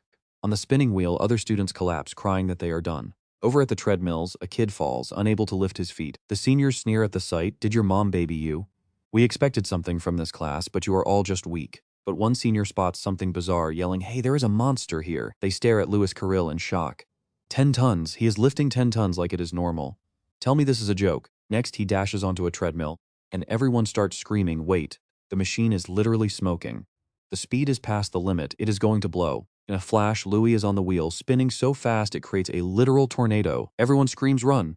Wait, look at this. The commoner is carrying the entire gym on his back, leaving them completely speechless. They whisper in disbelief. No way, is he using enhancement potions? But there is no magic energy. Then they notice someone else. On the other side, Neil Gunn is unleashing a terrifying level of physical power. Neil Gunn starts pulling weights like a madman, refusing to lose to Louis Kirill. He cranks the weight levels up to crazy heights before jumping on a treadmill, leaving the entire academy completely stunned by his display. He screams frantically at Louis Kirill this time, I am winning. Brushing off the rest of the class as garbage, Neil arrogantly declares they should use this training to settle who is truly superior. Louis Carril has no interest in arguing. He calmly points out today is just basic training. The only goal is to warm up and condition their bodies. He bluntly tells Neil that showing off your strength is completely pointless. Jess, overhearing this, feels personally targeted and snaps, "Hey, are you talking trash about me? Do not get cocky just because you have a little strength. Physical training is just basic. What is your attribute?" Neil Gunn smirks, bragging he has 2 attributes. Jess stands there dumbfounded. "What did you say?" "A mere commoner awakening dual attributes. Fire and earth is bound to cause trouble." Neil Gunn turns his gaze to Louis Carril, asking about his element, and Louis replies, "Water attribute." Jess bursts out laughing, mocking Louis Carril for having the weakest of all elements. The other mean students jump in, sneering that with such a useless attribute, all his physical strength is completely wasted. "Are you going to splash water on someone?" Louis Carril does not get angry. He calmly asks, "Is there something funny about water magic?" A kind classmate named Miliana Royce steps in to explain that water battle magic really only has one attack spell, Water Blade. It focuses much more on defense and support, which is why other elements look down on it. Louis Carril nods, silently pondering to himself water magic, so that is why everyone treats it like garbage. Jess keeps throwing shade, telling him that no matter how strong his body is, a water mage has 0 future. The others join in, pointing out that history has never seen a single water grandmaster. At best, they laugh. "You should just stay in the back and support your teammates." Fedora Han quickly comforts Miliana, telling her not to worry. Meanwhile, Louis Carril looks at them quietly. Is a grandmaster really the absolute limit for someone with only water magic? Jess sneers that it is just common sense clueless commoners would not know. Ken Aranka snaps, telling them to shut their mouths right now. Fedora Han cannot hold back either, yelling that he is just a frog in a well who knows absolutely nothing. The 2 sides clash in a heated shouting match. Suddenly, Jess steps forward to ask Professor Derek, "We were brought here to demonstrate for the freshmen, correct?" He arrogantly adds that to master magic, one must train their body first. And the absolute best way to do that is endurance training, specifically by taking hits directly from an opponent. This is a solid method to build both magic control and physical defense. Smug in his seniority, Jess suggests a sparring match focused on physical endurance. He smirks, "Just how pathetic and weak is this water element of yours?" He openly challenges Louis Carril, offering to use his own body to demonstrate. Ken Aranka looks worried, whispering, "Louis, that guy is Seth's older brother, the one I warned you about earlier. Water magic cannot protect your body, so he is definitely trying to beat you to a pulp." Understanding the situation, Louis tells Derek, "Professor, I believe no element is superior or inferior." The professor asks him if he is accepting the challenge. Louis Carril firmly replies, "Yes, I will prove my point by taking on the seniors in battle." Jess and his crew mock him, laughing. Ken Aranka, worried, tries to step in, but Louis waves him off. It is fine. Seeing their determination, Derek agrees. "Fine, but magic is only allowed in the center ring. Show us that proud physique of yours." He adds a final rule, absolutely no dodging allowed. Neil Gunn gets incredibly pumped, starting to gather his energy. He yells out, "Finally, we can have a fair fight." Then, he turns to Louis Carril, calling them a bunch of weaklings. Jess, annoyed by Neil Gunn's arrogance, grumbles to himself, "After I break that water user, I will teach that dual-element brat a lesson he will never forget." Activating his spell, a bright golden light wraps around Jess as he struts into the ring. Louis Carril quietly watches them show off, noting the heavy earth armor now encasing Jess's entire body. Jess lunges to grab Louis Carril, screaming, "Die, you weak water trash." But wait, look at this. Neil Gunn flies in from nowhere, punching Jess right in the face and sending him flying. Jess is utterly stunned by the sudden turn of events, muttering, "What?" Neil Gunn looks down on him, scoffing that Louis is just a weakling. Jess glares back, gritting his teeth, "Do you want to die?" Jess quickly analyzes the situation. His earth armor, supposedly the ultimate defense, shattered in a single hit. He waves his hand, shouting that dual attribute brat is trouble. "Let's take him down together." His lackeys shout in agreement, instantly swarming around Neil Gunn. Far from scared, Neil gets so pumped he rips his uniform open with a massive grin. "Now this is what I am talking about." Neil Gunn blocks every strike barehanded, laughing maniacally that does not hurt at all. "Come on, each and every one of you." Neil Gunn catches a leg kicked straight at him, instantly slamming the guy onto the hard floor. "Too weak," he mocks. One by one, he easily decimates the entire group. Taking advantage of the chaos, Jess sneaks up from behind to launch a surprise attack, laughing mockingly, "You should really watch your back, kid." Jess slams a heavy fist straight into the back of Neil Gunn's neck, excitedly asking if they finally got him, but in an instant his smug grin completely vanishes as his earth armor shatters into a million tiny pieces. Staring at his body in pure panic, Jess realizes his own hand is completely broken and screams in agony. Neil Gunn just looks back with a cold smirk, joking that he thought a mosquito had landed on him. Clutching his shattered hand in bitter pain, Jess can't believe his opponent used localized magic just for defense. How can a newly awakened freshman control his power like an absolute pro? Giving his opponent zero time to recover, Neilgun charges forward and delivers a brutal blow that sends Jess flying. The impact is so massive, Jess crashes into the wall like a blazing meteor. Standing there with his arms crossed, Derek casually watches the defeat and tells the students to never forget their roots, even when they become warriors. He sarcastically warns them not to end up like this guy. Lewis Carroll watches in slight hesitation, wondering if this training is getting a bit too brutal. Suddenly, two seniors ambush them from both sides, yelling that there is no time to look away.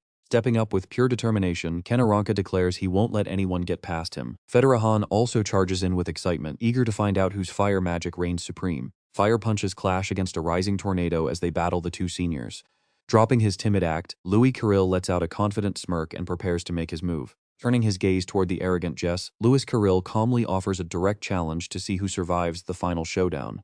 Jess just stares back with a sneer, asking if Louis really thinks he is the leader. Declaring himself the true heir of the Harry family, Jess vows to teach Louis about noble pride and dignity. In a flash, he vanishes from sight, promising to teach him some manners too. Reappearing directly above Louis, Jess unleashes a strange new spell called Gel Penetrate, but Louis does not even flinch, calmly blocking the attack and leaving Jess completely shocked by what he sees. Just look at this, he actually conjured an ice shield that instantly freezes Jess's entire attack. Jess stands there with his eyes wide open, absolutely unable to believe what just happened. Forced to leap backward to recover, Jess looks down at his shivering, frozen hands. His entire body starts to tremble as he wonders if this is actually some kind of advanced water magic. Louis Carroll simply nods, explaining that it is indeed a highly advanced application of water magic. Hearing this, Miliana Royce is completely captivated and turns her head to get a closer look. She hesitates for a long moment, quietly whispering Louis's name. Meanwhile, the onlookers outside are losing their minds over this legendary ice shield, which only makes the defeated Jess absolutely boil with rage. Jess scoffs, asking if Louis is really that smug over a few neat tricks. Just like Brian warned, this year's freshmen are nothing but trouble, and Jess knows he is in serious danger. If things keep going like this, he will lose. Meanwhile, Neilgun is fiercely battling on the other side, screaming at his opponents to drop dead. Right then, a sinister plan sparks in Jess's mind. Running over to block Neilgun's path, Jess catches him completely off guard, but Neilgun does not care, asking if Jess is his next punching bag, before throwing a massive punch that Jess barely dodges with a mocking laugh. That smug attitude completely triggers Neilgun's wild temper. In an instant, his explosive energy rips through the entire area, forcing Brian to panic and scream at him to calm down. He keeps raining down relentless attacks, screaming insults the entire time. Neilgun leaps high into the air for a final crushing blow, completely unaware he has walked straight into Jess's trap. Neilgun screams at his opponent to stop running and fight like a man. He luckily reacts in time to dodge, but right then, Jess appears behind him with absolute killing intent. While blocking the blow, Louis mocks him, saying all that talk about noble honor was just a joke since he relies on cheap sneak attacks. Yet Jess stubbornly replies that a true noble simply does whatever it takes to win. Down below, Neilgun is completely losing his mind in rage. Without hesitation, he unleashes a massive strike right at Louis, forcing the young mage to quickly dodge to the side. Fighting a 2-on-1 battle is definitely getting tricky. Seeing an opening, Jess relaxes and fires a deadly spell straight at Louis's head. But Neilgun suddenly shoves Jess aside, yelling at him to back off. Spitting blood from the impact, Jess screams in pain, calling Neilgun a lunatic who doesn't understand teamwork. But Neilgun just grins happily, glad that the annoying pest is finally out of his way. Charging forward, Neilgun unleashes a barrage of blows, determined to end this fight now. Watching from the sidelines, Derek feels a sense of pride. With his lightning-fast movements in tight spaces, Neilgun is a certified combat genius who might even surpass William. Meanwhile, Louis is slowly but surely getting a read on his rhythm. Spotting the perfect opening, Louis drives a heavy strike directly into Neilgun's neck, aiming right at his weak spot. He thinks this blow will stop him, but Fedora Han suddenly points forward and screams a frantic warning. Before Louis can react, Neilgun grabs his hand in a tight grip. His eyes burn with pure rage as he growls that he finally caught him. Headbutting Louis with brutal force, Neilgun laughs, telling him to taste real pain. And he is definitely not stopping there, shouting that the fun is just getting started as Louis's own anger begins to boil. Pointing out that Academy rules strictly forbid intentionally harming classmates, Louis declares Neilgun has crossed the line and instantly summons his ice magic to freeze him in place. Even with his hand frozen solid, Neilgun just laughs, calling it interesting but nowhere near enough. Igniting his fist with raging fire, he demands Louis show his true strength, just like the professor instructed. He vows not to run away, but before he can finish, frost completely takes over his body. Louis stares coldly, asking if he wants to experience something even more brutal, leaving Neilgun completely silent. But get this, a second later, Neilgun gets an absolute dopamine rush from the pain, calling it wonderful. Suddenly, a massive blast of fire erupts from his body, shattering everything around him. Watching this madness unfold, Louis is completely left speechless. Punching his own hand to break the ice, Neil Gunn shouts that fighting someone as strong as Louis is exactly how he will become even more powerful. He urges Louis to keep going, flashing back to when he was just a little kid drinking water by a lake. Back then, he did not understand pain until a pack of hungry wolves surrounded him. Startled, young Neil Gunn leaped to his feet, but the wolves immediately lunged at him. Their sharp teeth tore into his flesh, leaving the poor kid completely stunned by the sheer violence. Yet instead of crying, the boy grabbed one of the wolves by its jaws and forced them wide open with sheer raw strength. With pure bloodlust in his eyes, he ripped the beast completely in half in a brutal display. To him, pain was the ultimate proof of being alive. Covered in blood, he stared at the deep bite marks on his arm and let out a bizarre, completely satisfied smile. Pain only made him stronger, and in this brutal world, only the strong survive. After single-handedly wiping out the entire wolf pack, Neil Gunn became deeply obsessed with pushing his body to the absolute limit. He begs for even more pain as Louis firmly plants his feet to brace himself. High above, Neil Gunn leaps into the air, aiming a devastating downward strike right at Louis. Pouring every ounce of strength into this strike, he claims they are both the same kind of power-hungry monsters. Down below, Louis matches his energy, quickly chanting to summon his own defensive spells. Neil Gunn's flaming fist slams down, but Louis manages to deflect the brutal blow off to the side. Watching his attack get swiped away only fuels the madman's excitement even further. Before he can recover, Neil Gunn takes a savage kick right to the face. Spitting blood, the lunatic just laughs it off, begging for more as Louis unleashes a brutal combo on him. Kanaranka is completely frozen in shock, wondering if they should really let this continue before Neil Gunn gets himself killed. Even Fedurahan agrees that letting this crazy idiot run wild is a terrible idea. We should go stop him together in a moment. Right then, he unleashes a brand new attack. It is not over yet. Meanwhile, you are busy trying to find a way to resolve everything. How can we stop him without violating the school rules? Maybe we should freeze him. Louis throws a punch, telling him to calm down, right as he suddenly unleashes his ice storm technique. Next thing you know, Neil Gunn grunts that it actually hurt. But instead of giving up, he fires up his flames once again, causing the icy fist on Louis to fade as his own muscles rapidly swell. Derek is highly amused by this. How incredibly entertaining. On the other side, Neil Gunn crashes to the ground, declaring he will not fall so easily before letting out an absolutely deafening roar. Come on, let us keep going. But look at this right as he yells. Keely drops him with a single punch. Seeing her, Louis Kirill gasps out Miss Keely, while she calmly remarks that Neil Gunn went way too far. Rubbing her wrist, Keely sarcastically mutters, muscle-brained idiot. Meanwhile, Derek takes the chance to slide over, saying, well, if it is not Keely, you look even more gorgeous than the last time we met. He tries to make a move, but she shuts him down instantly. The sheer pressure radiating from her is absolutely overwhelming. Keely then threatens him, asking what he plans to do if someone actually dies on the very first day. Did you forget the principal's orders? Get lost, you pervert. Getting rejected so coldly makes Derek grimace that hurts, you know, and I am not an idiot. His excuse is that he is only trying to draw out the kid's potential through combat. But she completely ignores him, saying she truly hopes he is not just an idiot. I am tasked with protecting Louis, and you know exactly what that means. Before leaving, Keely drops one final warning: the principal wants to see you in his office right after class. Knowing his inevitable fate, he can only let out a heavy sigh. Looks like I am in for another long lecture. Even so, Derek is secretly thrilled. Just how incredibly strong will this new batch of freshmen actually get? Seeing Louis laughing with his friends makes the teacher feel a bit relieved. Turning to Neil Gunn, he yells, hey, put some clothes on, and this is the only time I let this slide. If you cause any more trouble, I am deducting your credits. But Neil Gunn is actually thinking, I still cannot tank a master's blow, and at this rate, I will go broke just buying new clothes. If it comes to that, I guess I will have to hunt some monsters for cash. Moments later, the school bell rings out. Derek looks at the students and declares class is over. Upperclassmen are dismissed. Freshmen, take a quick break and drink your recovery potions. Things are about to get way harder from here, so brace yourselves and do not start crying on me. Meanwhile, Ken Aranka throws an arm around Louis Kirill and whispers it has been over 100 years since this academy was founded, so how many times has a freshman actually beaten a senior? Louis is pretty clueless and honestly replies that based on all the records he read, there is no mention of such a thing. Hearing that, Ken gets even more hyped, explaining it only happened 3 times, and those legendary freshmen eventually became grandmasters. Louis is completely taken aback. When exactly did that happen? Ken immediately spills the details. The most recent time was the year our fathers enrolled, and word is they completely crushed their seniors. Hearing this, Louis is surprised. Elsewhere, Seth approaches Jess and whispers, sorry, Jess, but those 2 freshmen are too dangerous. Maybe we should deal with them secretly. Luckily, Jess understands and does not blame him. Every now and then, monstrous geniuses appear who outclass everyone else. You guys did well, so do not rush it. There will be plenty of chances to get your revenge. Still, for Jess, there is no way this ends so easily.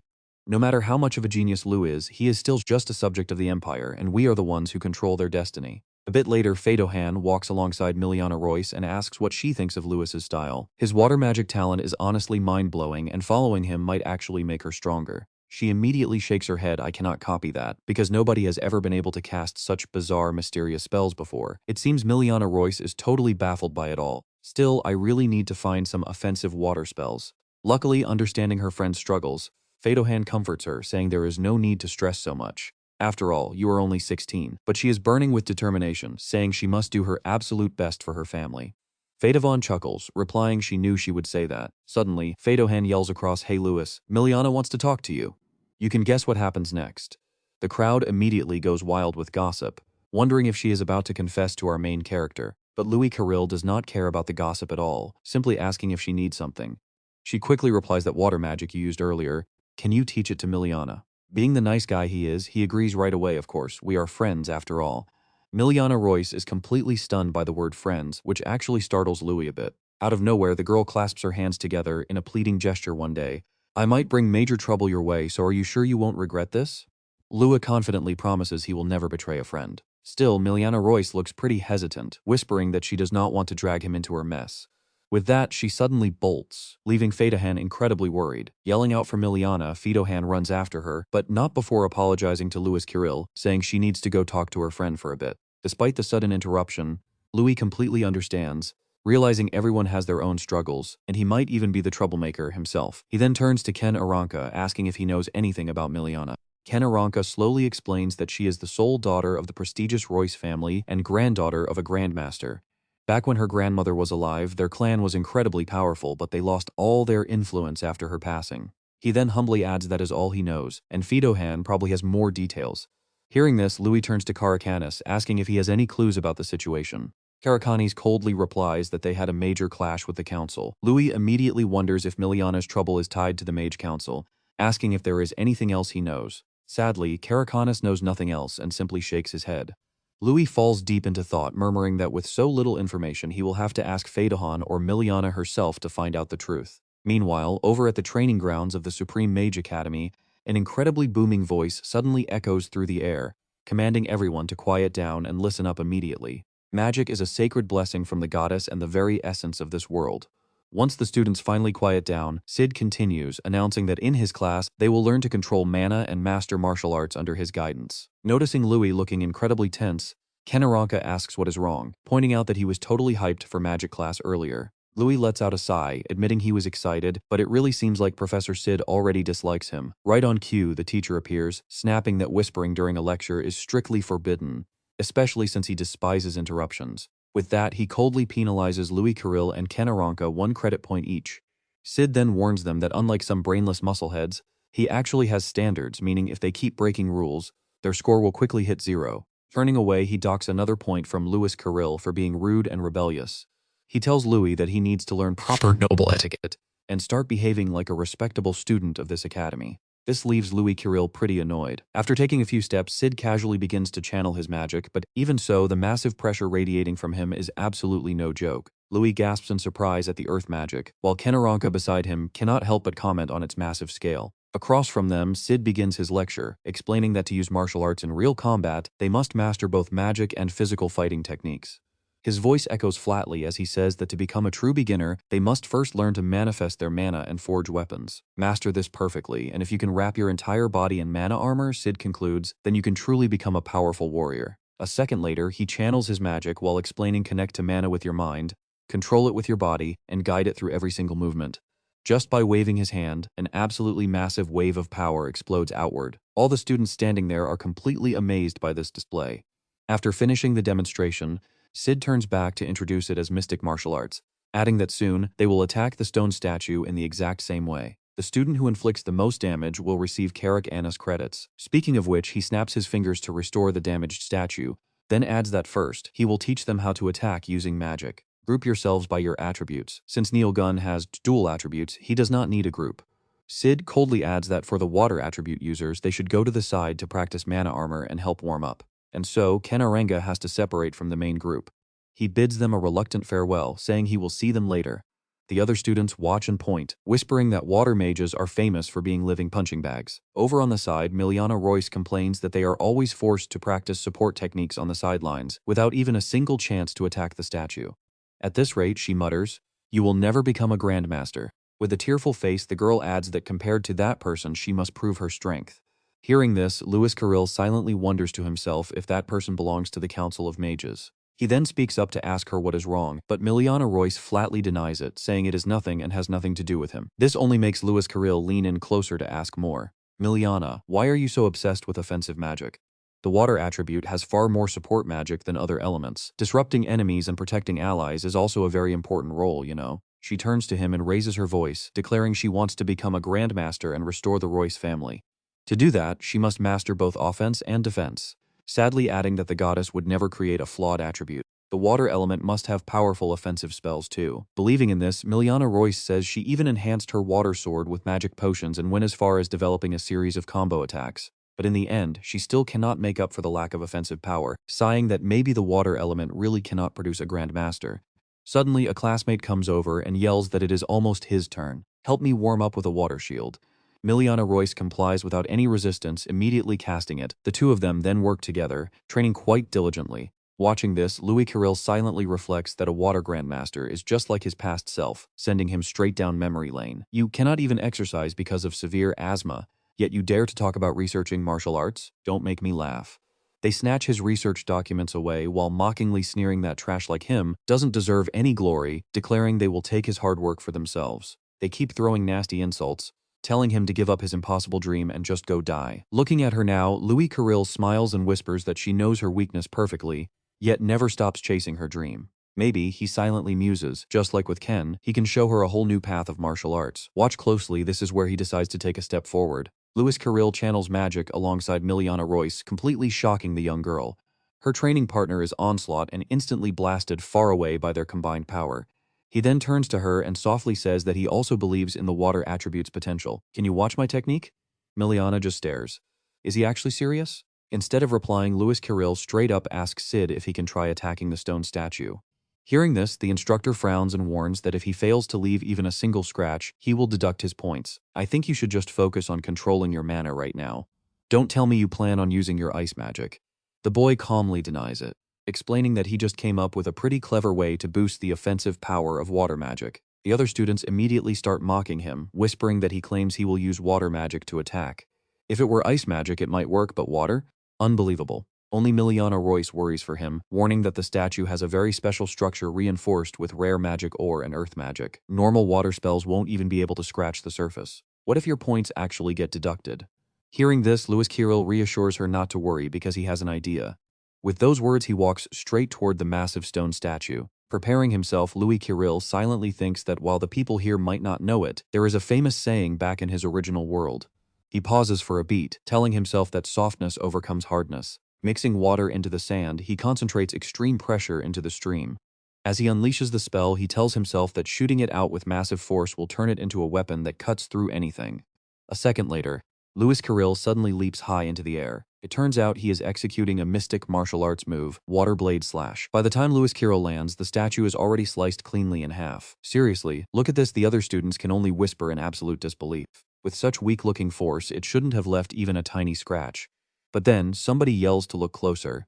As Louis Carril stands up straight, countless cracks suddenly spread across the massive stone monument. Sid never expected this outcome and is completely stunned, stammering that it is simply impossible. Second later, the statue finally gives under the pressure and shatters completely. Only then does Louis Carril calmly speak up, declaring that this is the true power of water magic. Sometime later, under the high glowing moon, Louis Carril and his friends are still wandering outside. As they walk, Ken Arenga keeps rambling on, saying Louis really should have seen Sid's face after earning those credits, because it was absolutely priceless. He giggles, adding that the moment the teacher saw that brilliant attack, his face turned completely pale like moldy bread and he bolted the very second class ended. Louis Carril replies with gratitude, explaining that he was solely focused on his water magic at the time, so he didn't even notice the teacher's expression, calling it a real shame. Taking that opportunity, Ken Arenga suggests that regarding the water magic, they should probably listen to Faye's proposal since she is trying to find a brand new path for Miliana Royce. She even bought some pretty expensive mind recovery potions. He continues, adding that she also plans on renting a training room for special practice whenever she has free time, which would surely benefit him too. Right after he finishes speaking, Kara Candace coldly pipes up that the training room fee is 30 gold coins, and the mind recovery potion costs 300 gold coins. This makes Louis Kirill flinch and gasp that it is indeed extremely expensive. He then turns to her with a polite smile, asking if he can ask a favor of her. Seeing her silence, Louis Kirill quickly understands and continues, mentioning that there is a training mission coming up in a few days. Suddenly, the scene shifts as Derek's calm, steady voice echoes, praising that they are all making rapid progress, and their bodies are in great shape, which highly pleases him. From now on, they will participate in student training missions, serving as both a duty and a chance to grow stronger. He enthusiastically continues, explaining that the Kandria Supreme Mage Academy is directly connected to the Great Mondo Forest on the western border. That place was originally the territory of some pretty terrifying monsters, but today it serves as a natural border separating several major world powers. Derek passionately explains that beasts still inhabit that forest, and the deeper they venture into the center, the stronger those monsters will get. Then he adds that, in other words, the monsters roaming around the outer edges are not actually that strong. Derek explains in a steady tone that the academy was built here partly to protect the Empire from forest beasts, which is why these are called training missions, where students are occasionally sent out to slay monsters. He calmly shares that the mana crystals gathered from the beasts can be exchanged for academy points or various rewards upon return, adding that the student who brings back the most loot will receive an extra bonus. Derek finishes with a stern warning that if they act recklessly, challenge a foe way too strong, and require an instructor to rescue them, they will lose a point. Hearing this long explanation, Niall Gunn gets incredibly excited, muttering that hunting monsters means he can finally go all out. Fedorahan questions him from the side, asking if he really intends to train Miliana Royce through live combat. Louis quickly confirms it yes. Real power only awakens when you face a true enemy. As they walk, Louis Kirio proposes forming a 5-person squad, claiming their combined strength and teamwork would be top tier. Doing this is far better and cheaper than wasting money renting expensive training rooms. Without answering immediately, Fedorahan asks Miliana Royce for her thoughts. The girl nods, agreeing. Just then, Professor Derek waves them over, giving his final approval. He seriously announces that they will immediately join the seniors on their first training mission. It is a golden chance to learn from them, but as Louis Kirio approaches, Jess sneers, mocking their reunion. Jess warns them that training is deadly, so they better watch their own backs. But Louis Kirio casually replies that he does not need to worry at all. People only grow through danger, right? Frustrated by his failed mockery, Jess storms off, muttering that Louis Kirio is just a brat. Then Jess quietly whispers to his companion that since they said so themselves, nobody should help them if a fight breaks out. The senior nods immediately, confirming he understands the plan. Kanaranka takes a moment to whisper that while the professor is watching and won't step in directly, those seniors might drag them deeper into the forest just to force them to fight much stronger monsters. Louis Kirio simply grins, saying that is perfect since stronger beasts mean more valuable mana crystals. His friend can only sigh in disbelief. With that, the squads officially set off on their mission. While the students at the back look pretty anxious, the vanguard marches forward with complete confidence. Louis Kirio breaks the silence, asking if this area used to be the territory of the behemoth beast. Maybe some survived.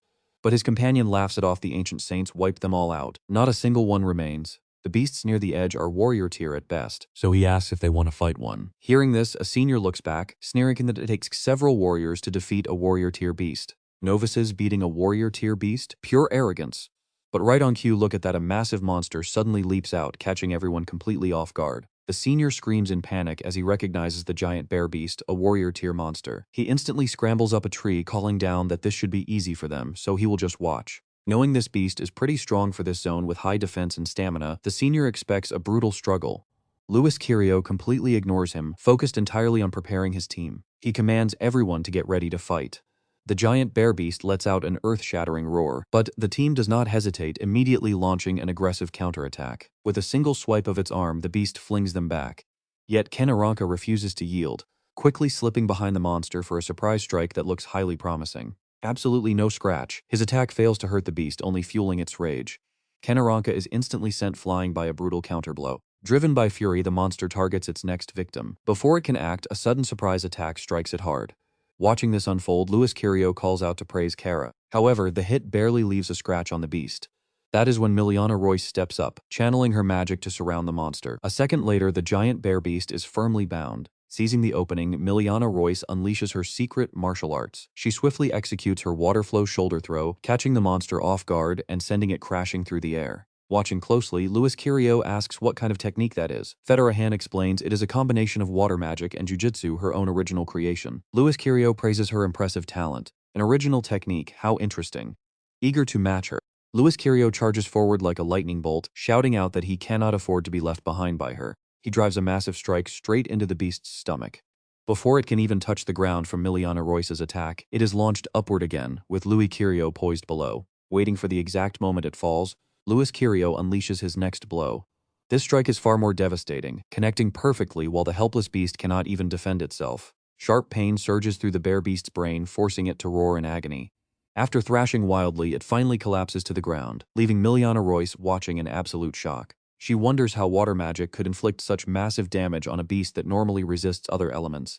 Louis Kirio explains that the secret is steam, then goes on to elaborate. High-temperature steam compressed to the point of a violent explosion can severely burn enemies and block their breathing. No matter how tough their outer hide is, their internal organs simply cannot survive that damage. But she still has her doubts, wondering if she can damage internal organs too. So he decides to hand something over to Miliana Royce, telling her to take this. Staring at the item in her palm, she asks what it is. Louis Kirio proudly explains that he had Kara commission this magic ring from the Candace Merchant Guild to grant her multiple elements. He tells himself that seeing Professor Sid wearing so many rings gave him the idea. Now he can openly use multiple magic attributes too. He tells her he prepared one for her, so she should use it. Slipping it on, Miliana Royce softly mutters her thanks.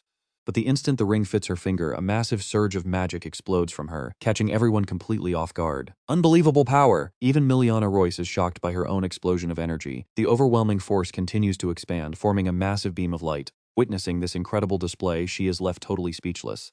After a few seconds of silence, she finally gasps, saying this level of power is absolutely unbelievable. He is utterly speechless, a warrior-tier beast blown away just like that. But wait, hear that? Louis Kirio suddenly freezes as a suspicious rustling noise echoes from the nearby bushes. The senior turns pale with fear, screaming out the monster's name, Fire Ape. As soon as the beast emerges, it lets out a loud roar, as if greeting them. Hiding in the brush, Ken Aranka mutters that this is bad. Louis Kirio asks what kind of creature a fire ape is, and his friend quickly warns that it should never appear near the academy. Fedorahan chimes in, completely shocked that they are appearing in a pack. He quickly realizes that this means the other student groups might be in serious danger right now. Elsewhere, students panic, questioning why a fire ape is here and urging someone to call a professor. Professor Derek is also baffled, while Neil Gunn smiles fearlessly, eager for a fight. Cracking his knuckles, Neil Gunn finds it quite exciting. Meanwhile, other students scatter in absolute panic, shouting to run. Louis Kirio mutters that if these monsters are here, something is deeply wrong. Nearby, a terrified senior gets targeted by a fire ape, quickly casting earth armor to protect himself. But against its savage strength, his defense is instantly shattered, leaving him entirely helpless. To make matters worse, the fire ape prepares to crush him underfoot, causing him to scream in terror. Just in time, Louis Kirio drops from behind and delivers a heavy kick, sending the fire ape flying. Saving the senior's life, he commands Kara and Miliana Royce to escape with him. Miliana Royce warns them to be careful. Federahan reassures her that he will catch up soon, while right in front of them, the furious fire ape prepares to strike. Seeing the beast charge, Louis Kirio yells for everyone to dodge. A split second later, it unleashes a deadly strike, but fortunately, they all manage to narrowly escape. Just as Miliana Royce and her group make their exit, Fedorahan sizes up the situation. These beasts are totally riled up. Ken Aranka quickly calls out, "We need to work together to take them down." While the beast is busy attacking, they unleash their magic, a wind acceleration spell. On top of that, Ken Aranka fires off another wind spell. Seeing him charge, the Blaze Kong swings its fist to crush him. The moment Ken Aranka glides past, his Gale Force strike hits the Blaze Kong. Seeing the beast clutching its arm in pain, Fedorahan steps up, declaring that pretty boy tricks won't work on her. She coldly swings her sharp blade, telling it to take this. Her devastating strike slams directly onto the Blaze Kong, flattening it to the ground. Ken Aranka teases her, calling her a total muscle brain. But Fedorahan is not done yet. She unleashes her Scarlet Fire Spear. The descending fire wheel instantly slices the Blaze Kong right in half. Right after, a brilliant light suddenly bursts out from inside its body. Fedorahan spots it immediately, shouting that she found the magic crystal. Without hesitating, she hurls her sacred spear at the Blaze Kong again. This time, the devastating blow pierces straight through its body. The force of this incredible attack is so massive that the entire surrounding area shakes. Finally, the glowing core inside the beast shatters into pieces. Landing safely, Fedorahan happily cheers that they got one, but Ken Aranka instantly screams out for her to stay on guard. Turns out the Blaze Kong is not dead, yet it is already launching a surprise counterattack. Luckily, Louis Kirio steps in just in time to block the blow. While blocking, he immediately counters with a massive path of solid ice. In an instant, the Blaze Kong is frozen solid and completely immobilized. Phaedron lets out a sigh of relief and thanks Louis, admitting she never expected that monkey to still be breathing. But suddenly, a blinding light begins to glow from inside the thick ice. The moment the ice shatters, he grabs Phaedron and dives out of the way, yelling for her to look out. Now absolutely nothing is holding this beast back. Right before their eyes, the beast's wounds begin healing at an absolutely insane speed. This completely shocks Kenaranka, who gasps that he knew they were wild, but he has never heard of them regenerating this fast. Watching this unfold, Louis Kiryu realizes this bizarre feeling is exactly like Neilgun back then. Meanwhile, Neilgun is laughing smugly over on his side, bragging that they missed him by a mile. Over on another side, another Blaze Kong takes a massive iron fist directly to the face. Derek watches the chaos unfold and sighs that they are in real trouble now. He mutters in worry that their wounds keep closing up, meaning something is seriously wrong with these beasts, and if this continues, the students will be in danger. Meanwhile, Louis Kiryu and the others stay on guard, but he silently realizes things are looking bad. Now the three of them are completely surrounded by 5 savage Blaze Kongs. Miliana Royce's group has already been totally wiped out. Suddenly, the guy who was knocked unconscious opens his eyes wide. Wearing a smug smirk, he mutters that his preparation is complete and he will use those monsters to finish the job. This senior grins wickedly, planning to end Louis for good. Right then, the pack of beasts goes absolutely wild. Their already insane power erupts even further. And trust me, you can feel Kenaranka's sheer panic as he realizes these beasts are somehow using advanced martial arts. Before he can finish, the beast charges straight at them. Louis Kiryu quickly leaps back to dodge the furious strike, but he immediately notices something off.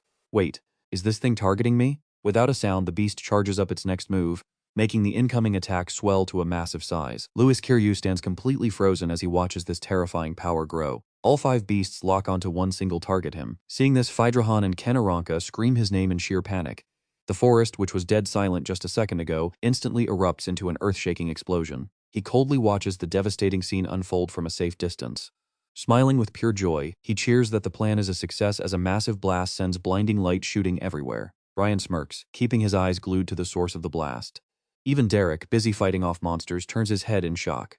Neilgun also looks over with a highly confused expression. What on earth was that? The massive blast lights up the entire sky with thick black smoke. Even the monsters stop in their tracks to stare as a swirling blue vortex begins to envelop the area. Kenaranka and Phaedron stare in complete disbelief. Floating right in the middle of that swirling blue mist, Louis Kiryu stands tall with his arms wide open. His eyes burn with pure rage, his pupils glowing a frosty, freezing blue. The red-eyed monsters snarl viciously, baring their fangs at him. Controlling this much magic over such a massive area requires the raw power of a grandmaster. You can clearly see that Louis has been hiding his true strength all this time, and Kenaranka is completely speechless. With his bandaged wrist tightly clenched, Louis glares back at the beasts. By rapidly accelerating the mana flow inside his body, he is temporarily gaining the absolute control of a grandmaster-level cultivator. But the strain on his body is way too massive, he will hit his limit very soon. Louis's eyes flash as the blue icy light grows colder. There is no other choice. Louis channels a glowing blue sphere in his hands. He yells out to finish this quickly, unleashing his freezing ice breath. A massive wave of pure frost slams into the monsters, completely engulfing them in freezing air. Massive spears of sharp ice rain down on the beasts. Louis Kiryu drops one hand to the ground, sliding smoothly across the frozen floor. With his stance steady, cold mist swirls around him like a freezing aura. One monster stares in absolute terror. Shrouded in pure frost, Louis Kiryu charges head-on and slams straight into its chest. The impact embeds thousands of sharp ice shards deep into its body. It falls backward, screaming in agony. Louis keeps his fist clenched and continues charging forward. Another beast leaps toward him, but he keeps his punch locked in midair. Landing on the ground, Louis firmly plants his feet to steady himself. The beast swings its massive arm at him, but he dodges the incoming blow with perfect grace. Instead, the beast only smashes the solid ice barriers he set up. Like a released arrow, Louis charges right back at it. The monster swings wildly again but completely misses its target. Louis moves around it at an unstoppable speed. The monster tries to track his movements, its face filled with pure confusion. He keeps sprinting, leaving behind nothing but a streak of blue light. An 8-pointed star appears on the ground, the 8 trigrams. The beast finally realizes the danger and tries to flee, but turning right, it is immediately blocked by solid ice barriers. Turning left yields the exact same result. It is completely surrounded by massive ice pillars. High above, Louis is enveloped in a giant orb of frost, facing the beast to unleash his Ice Soul technique. He yells out, diving straight down at the monster with a barrage of strikes. Deep blue light illuminates the battlefield as the beast gets entirely encased in a thick layer of ice. The rest of the pack gets caught in the freeze too. Brian clutches his head, glaring at Louis with gritted teeth. He mutters that this feeling is happening again, just as he suspected. Kenaranka bursts out laughing, totally amazed at the sight. Phydrahan agrees, pointing out he just took down the entire pack of Blaze Kongs in the blink of an eye. Louis looks down at his hands. He feels slightly stunned, wondering why wind and water magic suddenly feels so much easier to control. Kenaranka runs over, throwing an arm around him to praise his insane ice technique. Phydrahan rushes over, keeping her eyes scanning their surroundings.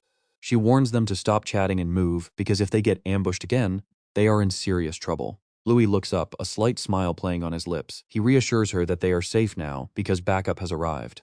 In the distance, 3 professors are rapidly approaching. Hiding behind a massive tree, Brian clenches his fists in absolute fury. He curses that the academy backup has already arrived. With no other options left, he violently strikes his own chest, his eyes burning red with rage. The boy collapses, spitting out a mouthful of fresh blood, coughing that they got lucky this time. Above them, mysterious green lights suddenly appear, swirling and hovering slowly through the dark sky. Aronian Smith reaches out his hand as he hovers high in the air, wiping out the monsters and saving the students. The 3 students look up, their eyes shining with hope, shouting out for the headmaster. Down below, several wounded students lie scattered across the cold ground. Aronian Smith slowly floats down toward the 3 of them, extending a hand to ask if everyone is safe and unharmed. Kenaranka gestures to Louis Kirio, saying it was somehow all thanks to him.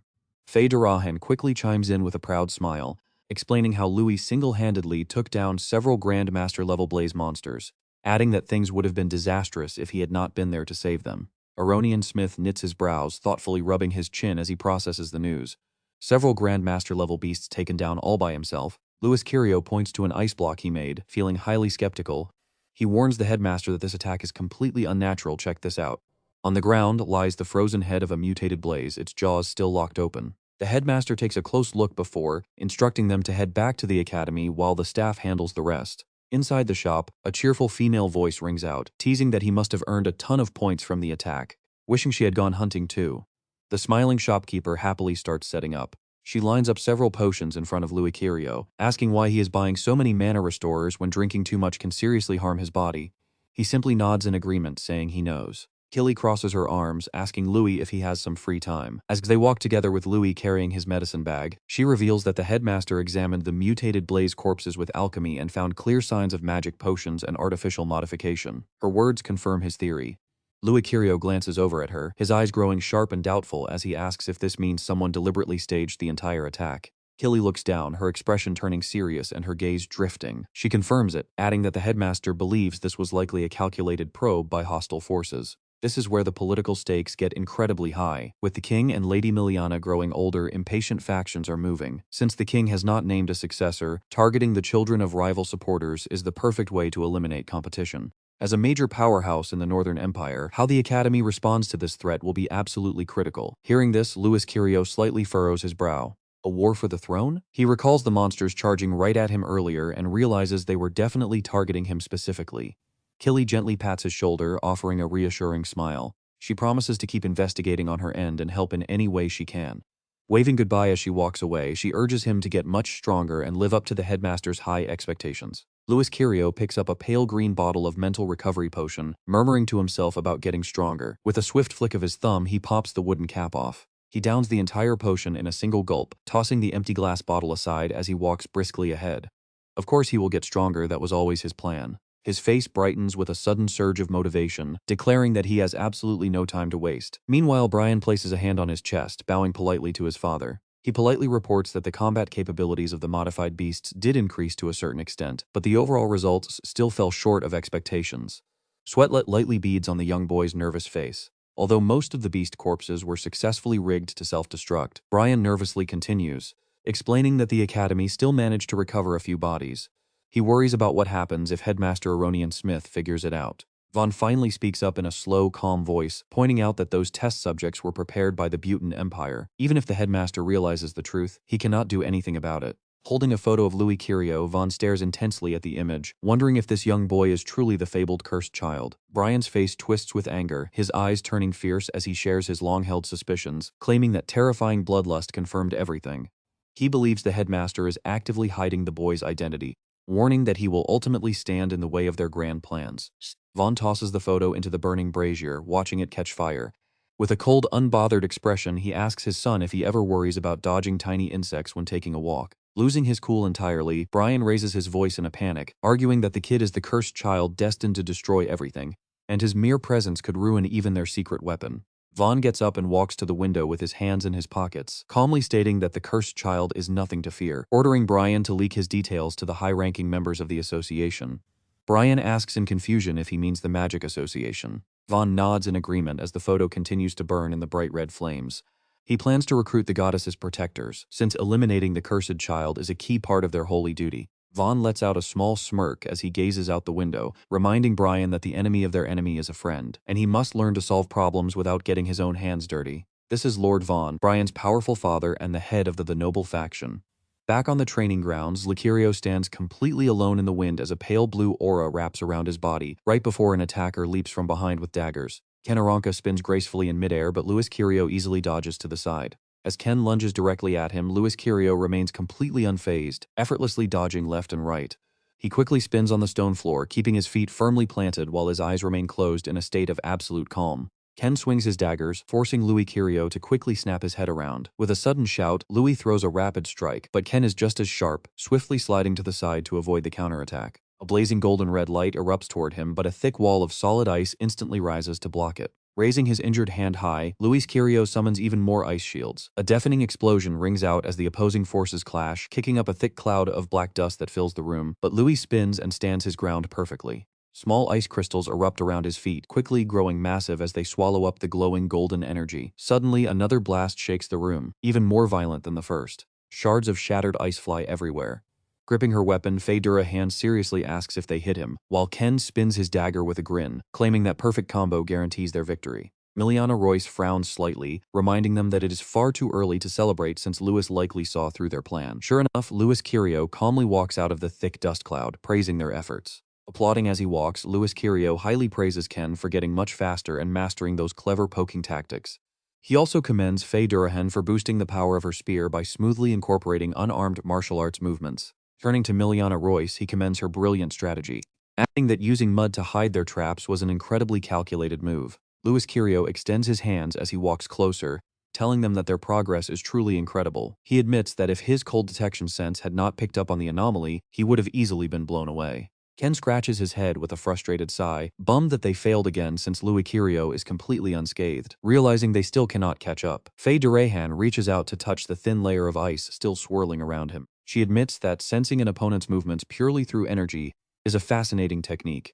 Noting she has never heard of anything like it before, her eyes filled with curiosity. Luis Kirio explains it is a unique technique using the circulation of souls and magic that he is still researching, promising to teach them later.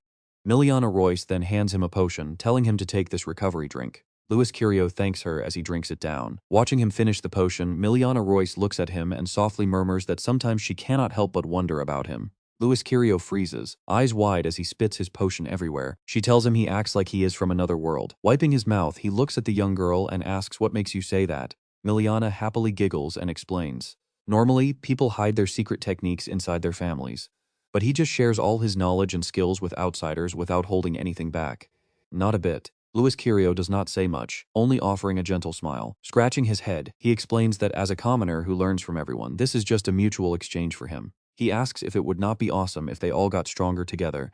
Faye glances back and steps forward, spear strapped behind her. She admits it is great they get along so well. But she warns them to rest up because tomorrow is martial arts class. Smirking, she adds that he better not sneak off to train all by himself. No excuses. It would be a major problem if he left them in the dust.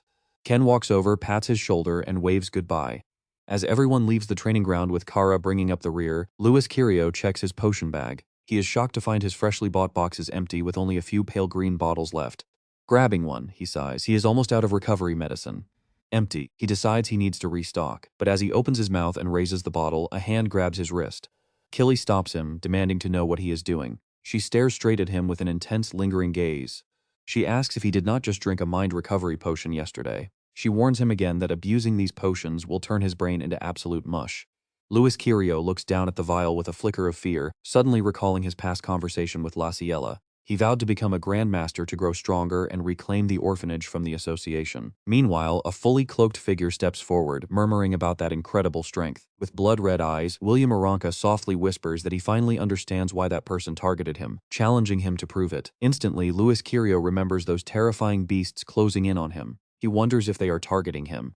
His grip on the vial loosens, his eyes suddenly burning with determination. He has things he must do, and for that he has to grow stronger. Louis Kirio smiles and reassures Killy that he is careful not to overdo it. With this magic medicine, he can easily double his daily training hours. He has no time to waste. He chugs the potion as she watches in disbelief. Killy sighs in defeat, asking if that is really true, while Louis Kirio feels a massive surge of power. Rising energy, Killy's golden eyes flare with confusion. Suddenly, she reaches out with a look of pure dread. Sweating profusely, Louis Kirio can only stare back at her in complete panic. He nervously asks if something is wrong. That was incredibly close. Somehow his magic flow suddenly feels completely smooth, but Killy is still trying to process what just happened. Killy glares at the empty potion boxes scattered all over the floor and table, her face completely freezing. Wait, is she actually seeing this? Please tell me you are joking right now.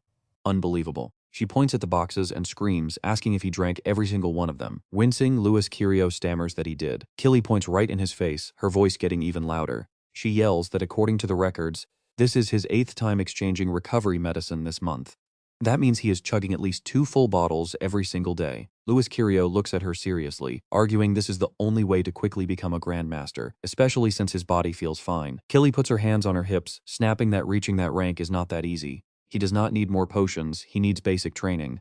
Even if he does not feel it, the inside of his body must be in an absolutely terrible state by now. That bizarre energy from earlier deeply worries her, so she decides she must speak with the principal. Grabbing Louis Kirio's wrist with pursed lips, Killy drags him right out the door. She firmly states they will start with a potion test to see if his body is failing. Inside the principal's office, all 3 of them gather to measure Louis Kirio's magic power. Moment of truth. He drops a single droplet of blood into the test vial. Pure magic quickly wraps around the red drop as Aronian Smith suspiciously examines the undissolved blood. It is highly unusual. There are no signs of brain damage from the recovery potions. If anything, his mind is actually functioning much better than before. Killy immediately objects, pointing out that he has been completely spaced out and acting extremely strange. Her voice trembles with fear, as she recalls how just moments ago the boy released a terrifying aura of pure killing intent like an absolute monster. But the principal calmly notes that while her concerns are highly valid, Louis Kirio's magical capacity has undeniably surged. This might be some form of sudden magical enlightenment. Aronian Smith's eyes gleam with intense curiosity as he studies Louis Kirio, silently questioning if this is another unique trait of the legendary cursed child. But enlightenment? The price of magic is a divine law set by the goddess that no human or beast can ignore. Unable to find any clear answers, Aronian Smith eventually lets it go. Either way, this world is full of mysteries we do not understand, so they should not rush to conclusions. But Killy is still not satisfied. She insists something is terribly wrong with him. Aronian Smith says nothing, simply walking over to his lab table. He sighs softly, explaining that research on alchemy and magic medicine is still an evolving field. They still do not fully comprehend how these potions interact with the human body, especially given Louis Kirio's highly unique constitution. Hearing this, Killy suddenly realizes what he means. She hesitates, cautiously asking the principal if the boy is still keeping other secrets from them. Hearing this, Louis Kirio is completely taken aback by her suspicion. Pay close attention to his logic here. In this world, alchemy just mixes raw ingredients, and he realizes some of these things are totally clashing with each other. So if they can filter out all the unnecessary junk and brew a highly purified potion, they should easily isolate the exact ingredient causing the reaction. The next day, Louis Kirio is absolutely thrilled to see a brand new set of tools, praising the principal's incredible speed in gathering all of this. Killy frowns, demanding to know what he plans to do with all those strange flasks. She reminds him the principal never uses such weird equipment for brewing potions. Smiling mysteriously, he tells her she will see soon, instantly diving into the process while both of them watch with extreme suspicion. Suddenly, a loud explosion startles them both. Staring at the 3 newly refined potions, Louis Kirio proudly declares that it was a massive success. Aronian Smith screams in sheer disbelief. What? He keeps looking between the 2 potions, amazed. He tells him that extracting every single raw ingredient is truly a godlike skill. Aronian Smith sincerely offers him a chance to study potion science under his personal guidance, saying his raw talent could easily make him a legendary authority in research one day. He says Louis Kirio might even surpass Lady Miliana. Louis Kirio instantly agrees, saying that for a regular commoner like him, studying under the principal himself is the absolute greatest honor in the world. Hearing this, Aronian Smith bursts into laughter and pats his back, promising to grant him double academic credits. While those 2 happily celebrate, Killy sinks deep into her thoughts, wondering if this kid has any weaknesses at all. None. Later that night under the high moon, Louis Kirio is still completely buried in his research. He calculates that the magical energy in these potions comes entirely from their raw natural plants, and since plants rely on soil and water, he begins forming a plan. So soil and water are the ultimate symbols of life. Right after that, a massive wave of magic suddenly erupts from Louis Kirio. Killy gasps in absolute shock, not this again. His entire body trembles from the raw pressure. What on earth is this? Staring at the magic sphere forming in the boy's chest, he gasps that's a breakthrough of enlightenment. No sooner are the words out than the entire room is overrun by countless vines summoned from plant magic. Aronian Smith's eyes widen in sheer disbelief. My God, what's happening here? He cries out, completely stunned by the wild sight unfolding right before his eyes. These are the two forces of creation, Louis Kirio calmly explains. It is really nothing too crazy, just feeding the fertile soil with water so new life can finally sprout. I call this power. He casually names his technique wood element. Kara observes the blossoming plant, stroking her chin in deep-doubt wood element. Right then, the playful flower buds seem to develop a mind of their own, teasing Louis Kirio. Kara curiously reaches out to touch it. Her finger slowly approaches one of the flower buds.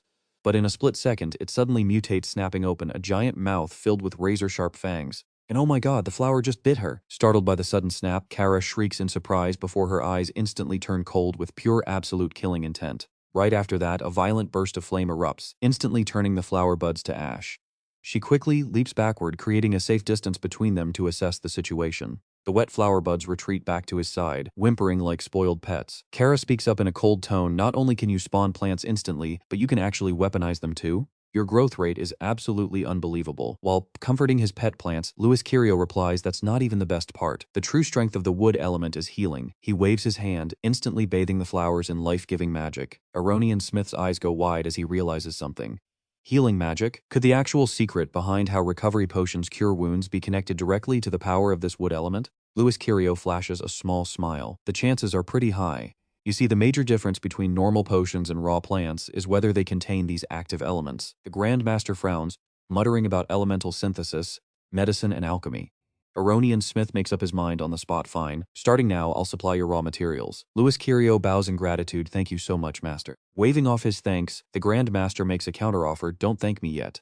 You're the one who's going to craft these potions, but more importantly, I need to ask you something. Aronian Smith asks, his voice laced with curiosity. In this human world, strength is everything. Do you want the power to change your own fate?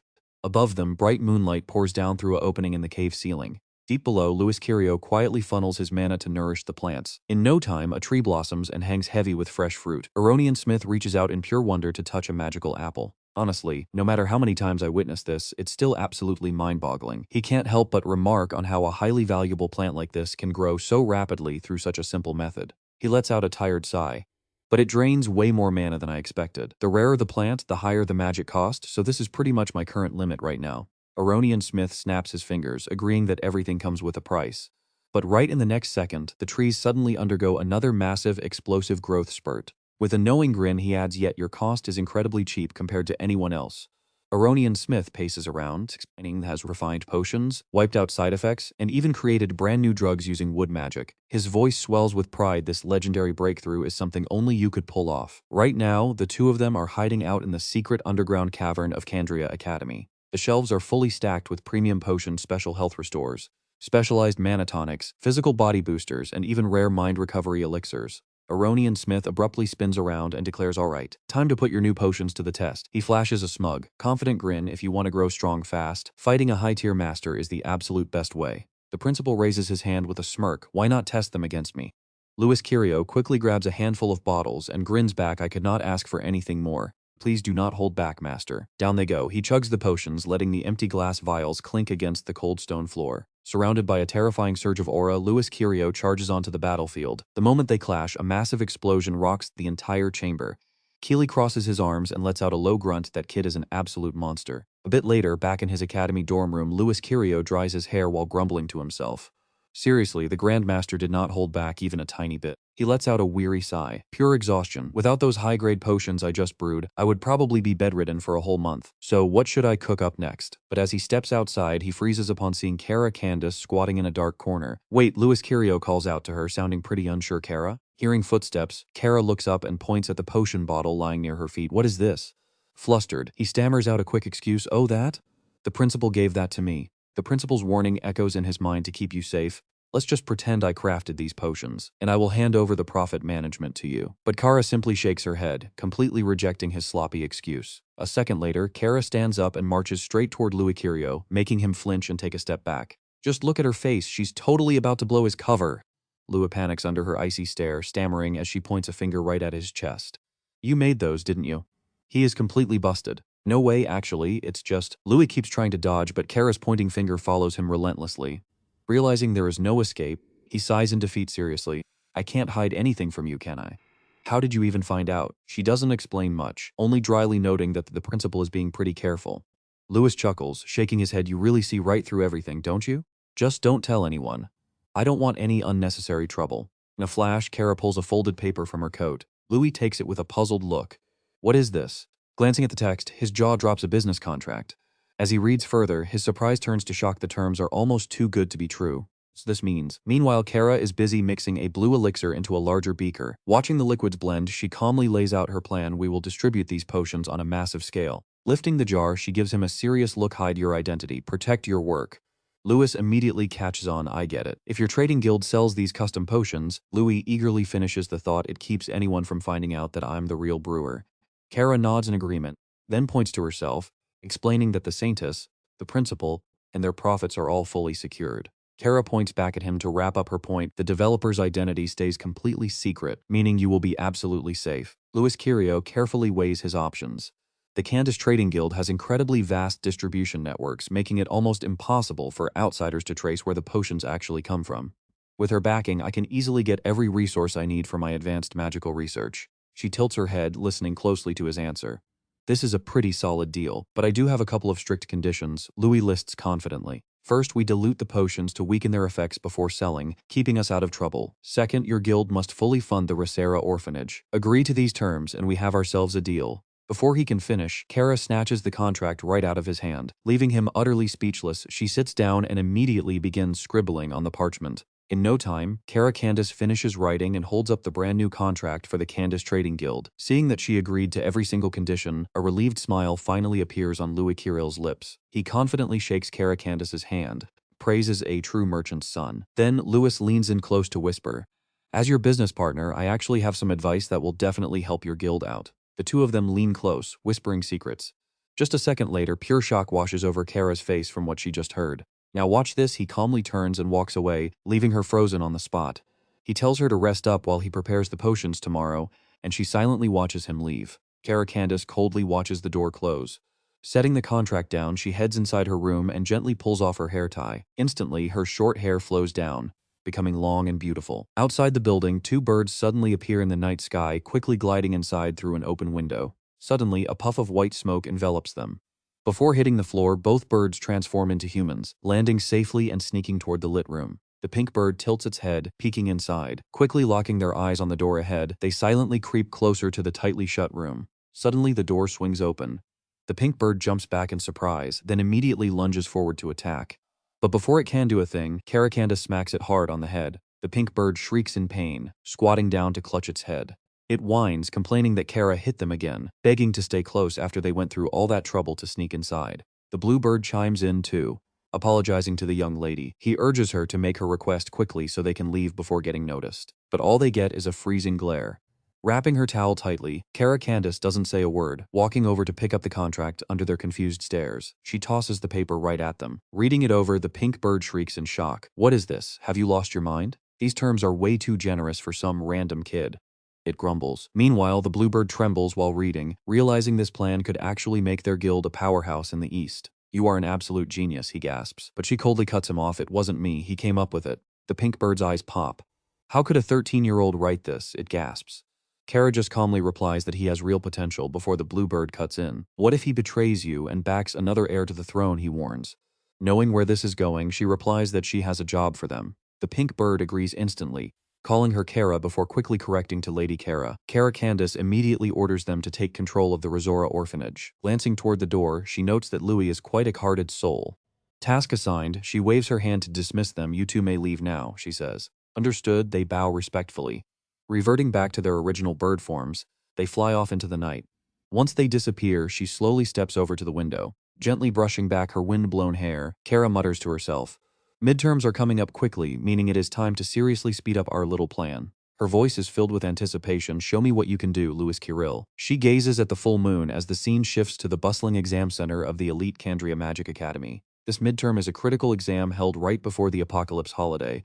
It is split into two brutal parts, a technical test and direct combat. Amidst the noisy chatter, the examiner yells, "Show me how much you have grown this term." Up next is the trap corridor, famously known as the absolute nightmare of technical exams. In this brutal test, students must bypass deadly traps and monsters while being completely banned from using any martial magic whatsoever. Ever since the academy was built, nobody has ever cleared this perfectly. Fast punches from Fei fail 300 points. Ken's explosive green power fail 320 points. Everyone keeps wiping out. Miliana fail 250. Kara fail 289. Even the massive Neil fail 325. Derek roars out, "What is wrong with you all? If your scores end up worse than expected, my training next term will be pure hell, so get ready." Another examiner walks up, asking how the freshies are doing. "Not bad, their fundamentals are solid," Derek replies. Then he glances over. "But the one I am really watching is over there." Curious, the examiner asks if he means that kid. Looking over, a familiar face catches his eye. "That is Louis Kirill, isn't it? I heard even the headmaster likes him," he says. Scoring 500 points is pretty impressive already, but Derek just laughs. He is still a novice, but his true strength is way beyond that. "I bet he scores over 600 points. Derek then laughs. "Since we are here, let us make a bet." Loser buys a 10-year-old bottle of wine.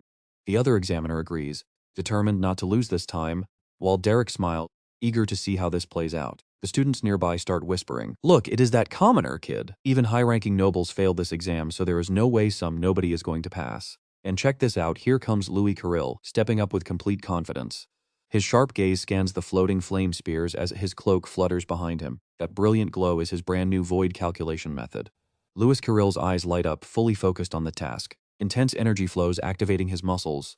Sliding across the floor, his calculations finish instantly. Channeling fire and crystalline power, he pulls off a series of rapid, spectacular flips. He easily clears obstacle after obstacle, but suddenly his eyes widen as he spots a deep abyss of dark energy swirling right below. He instantly converts it, using his own mana. Leaping high into the air, Louis Kirill glides over the gap and lands flawlessly on the other side. Suddenly, a massive shadow looms above as green slime shoots down. He instantly recognizes it, a jet slime, spraying sticky goop all over the air. Louis Kirill rapidly calculates the perfect dodge. Spinning wildly through the air, he smoothly avoids the jet slime's relentless attacks. But then the monster splits into tiny slimes. Taking cover behind a wall, spiked traps suddenly shoot out as alarms blare. Louis glances around, instantly figuring it out. A pincer attack? The tiny slimes spit goop as flame arrays ignite around him. Locking his glowing eyes forward, he prepares to make his move. Enveloping himself in a crystalline shield, Louis Kirill dives right into the fire pit. This is a massive amount of data to calculate. Everything is connected. No matter how complex it gets, if you see the true nature of these energies, you find the answer. The spells rapidly begin to intertwine. Those swirling flows are fully calculated now. Right into the thick screen of dust and smoke, Louis Kirill leaps down. His absolute magic barrier quickly expands outward, and just like that, he realizes this is the perfect way to handle it. He unleashes his twin godless spells in every direction. Right on cue, the gate triggers its security system, launching heavy missiles. Jet slimes are aggressively spitting out toxic sludge, but he just calmly takes one step after another. Louis Kirill smoothly glides right through all that chaotic energy.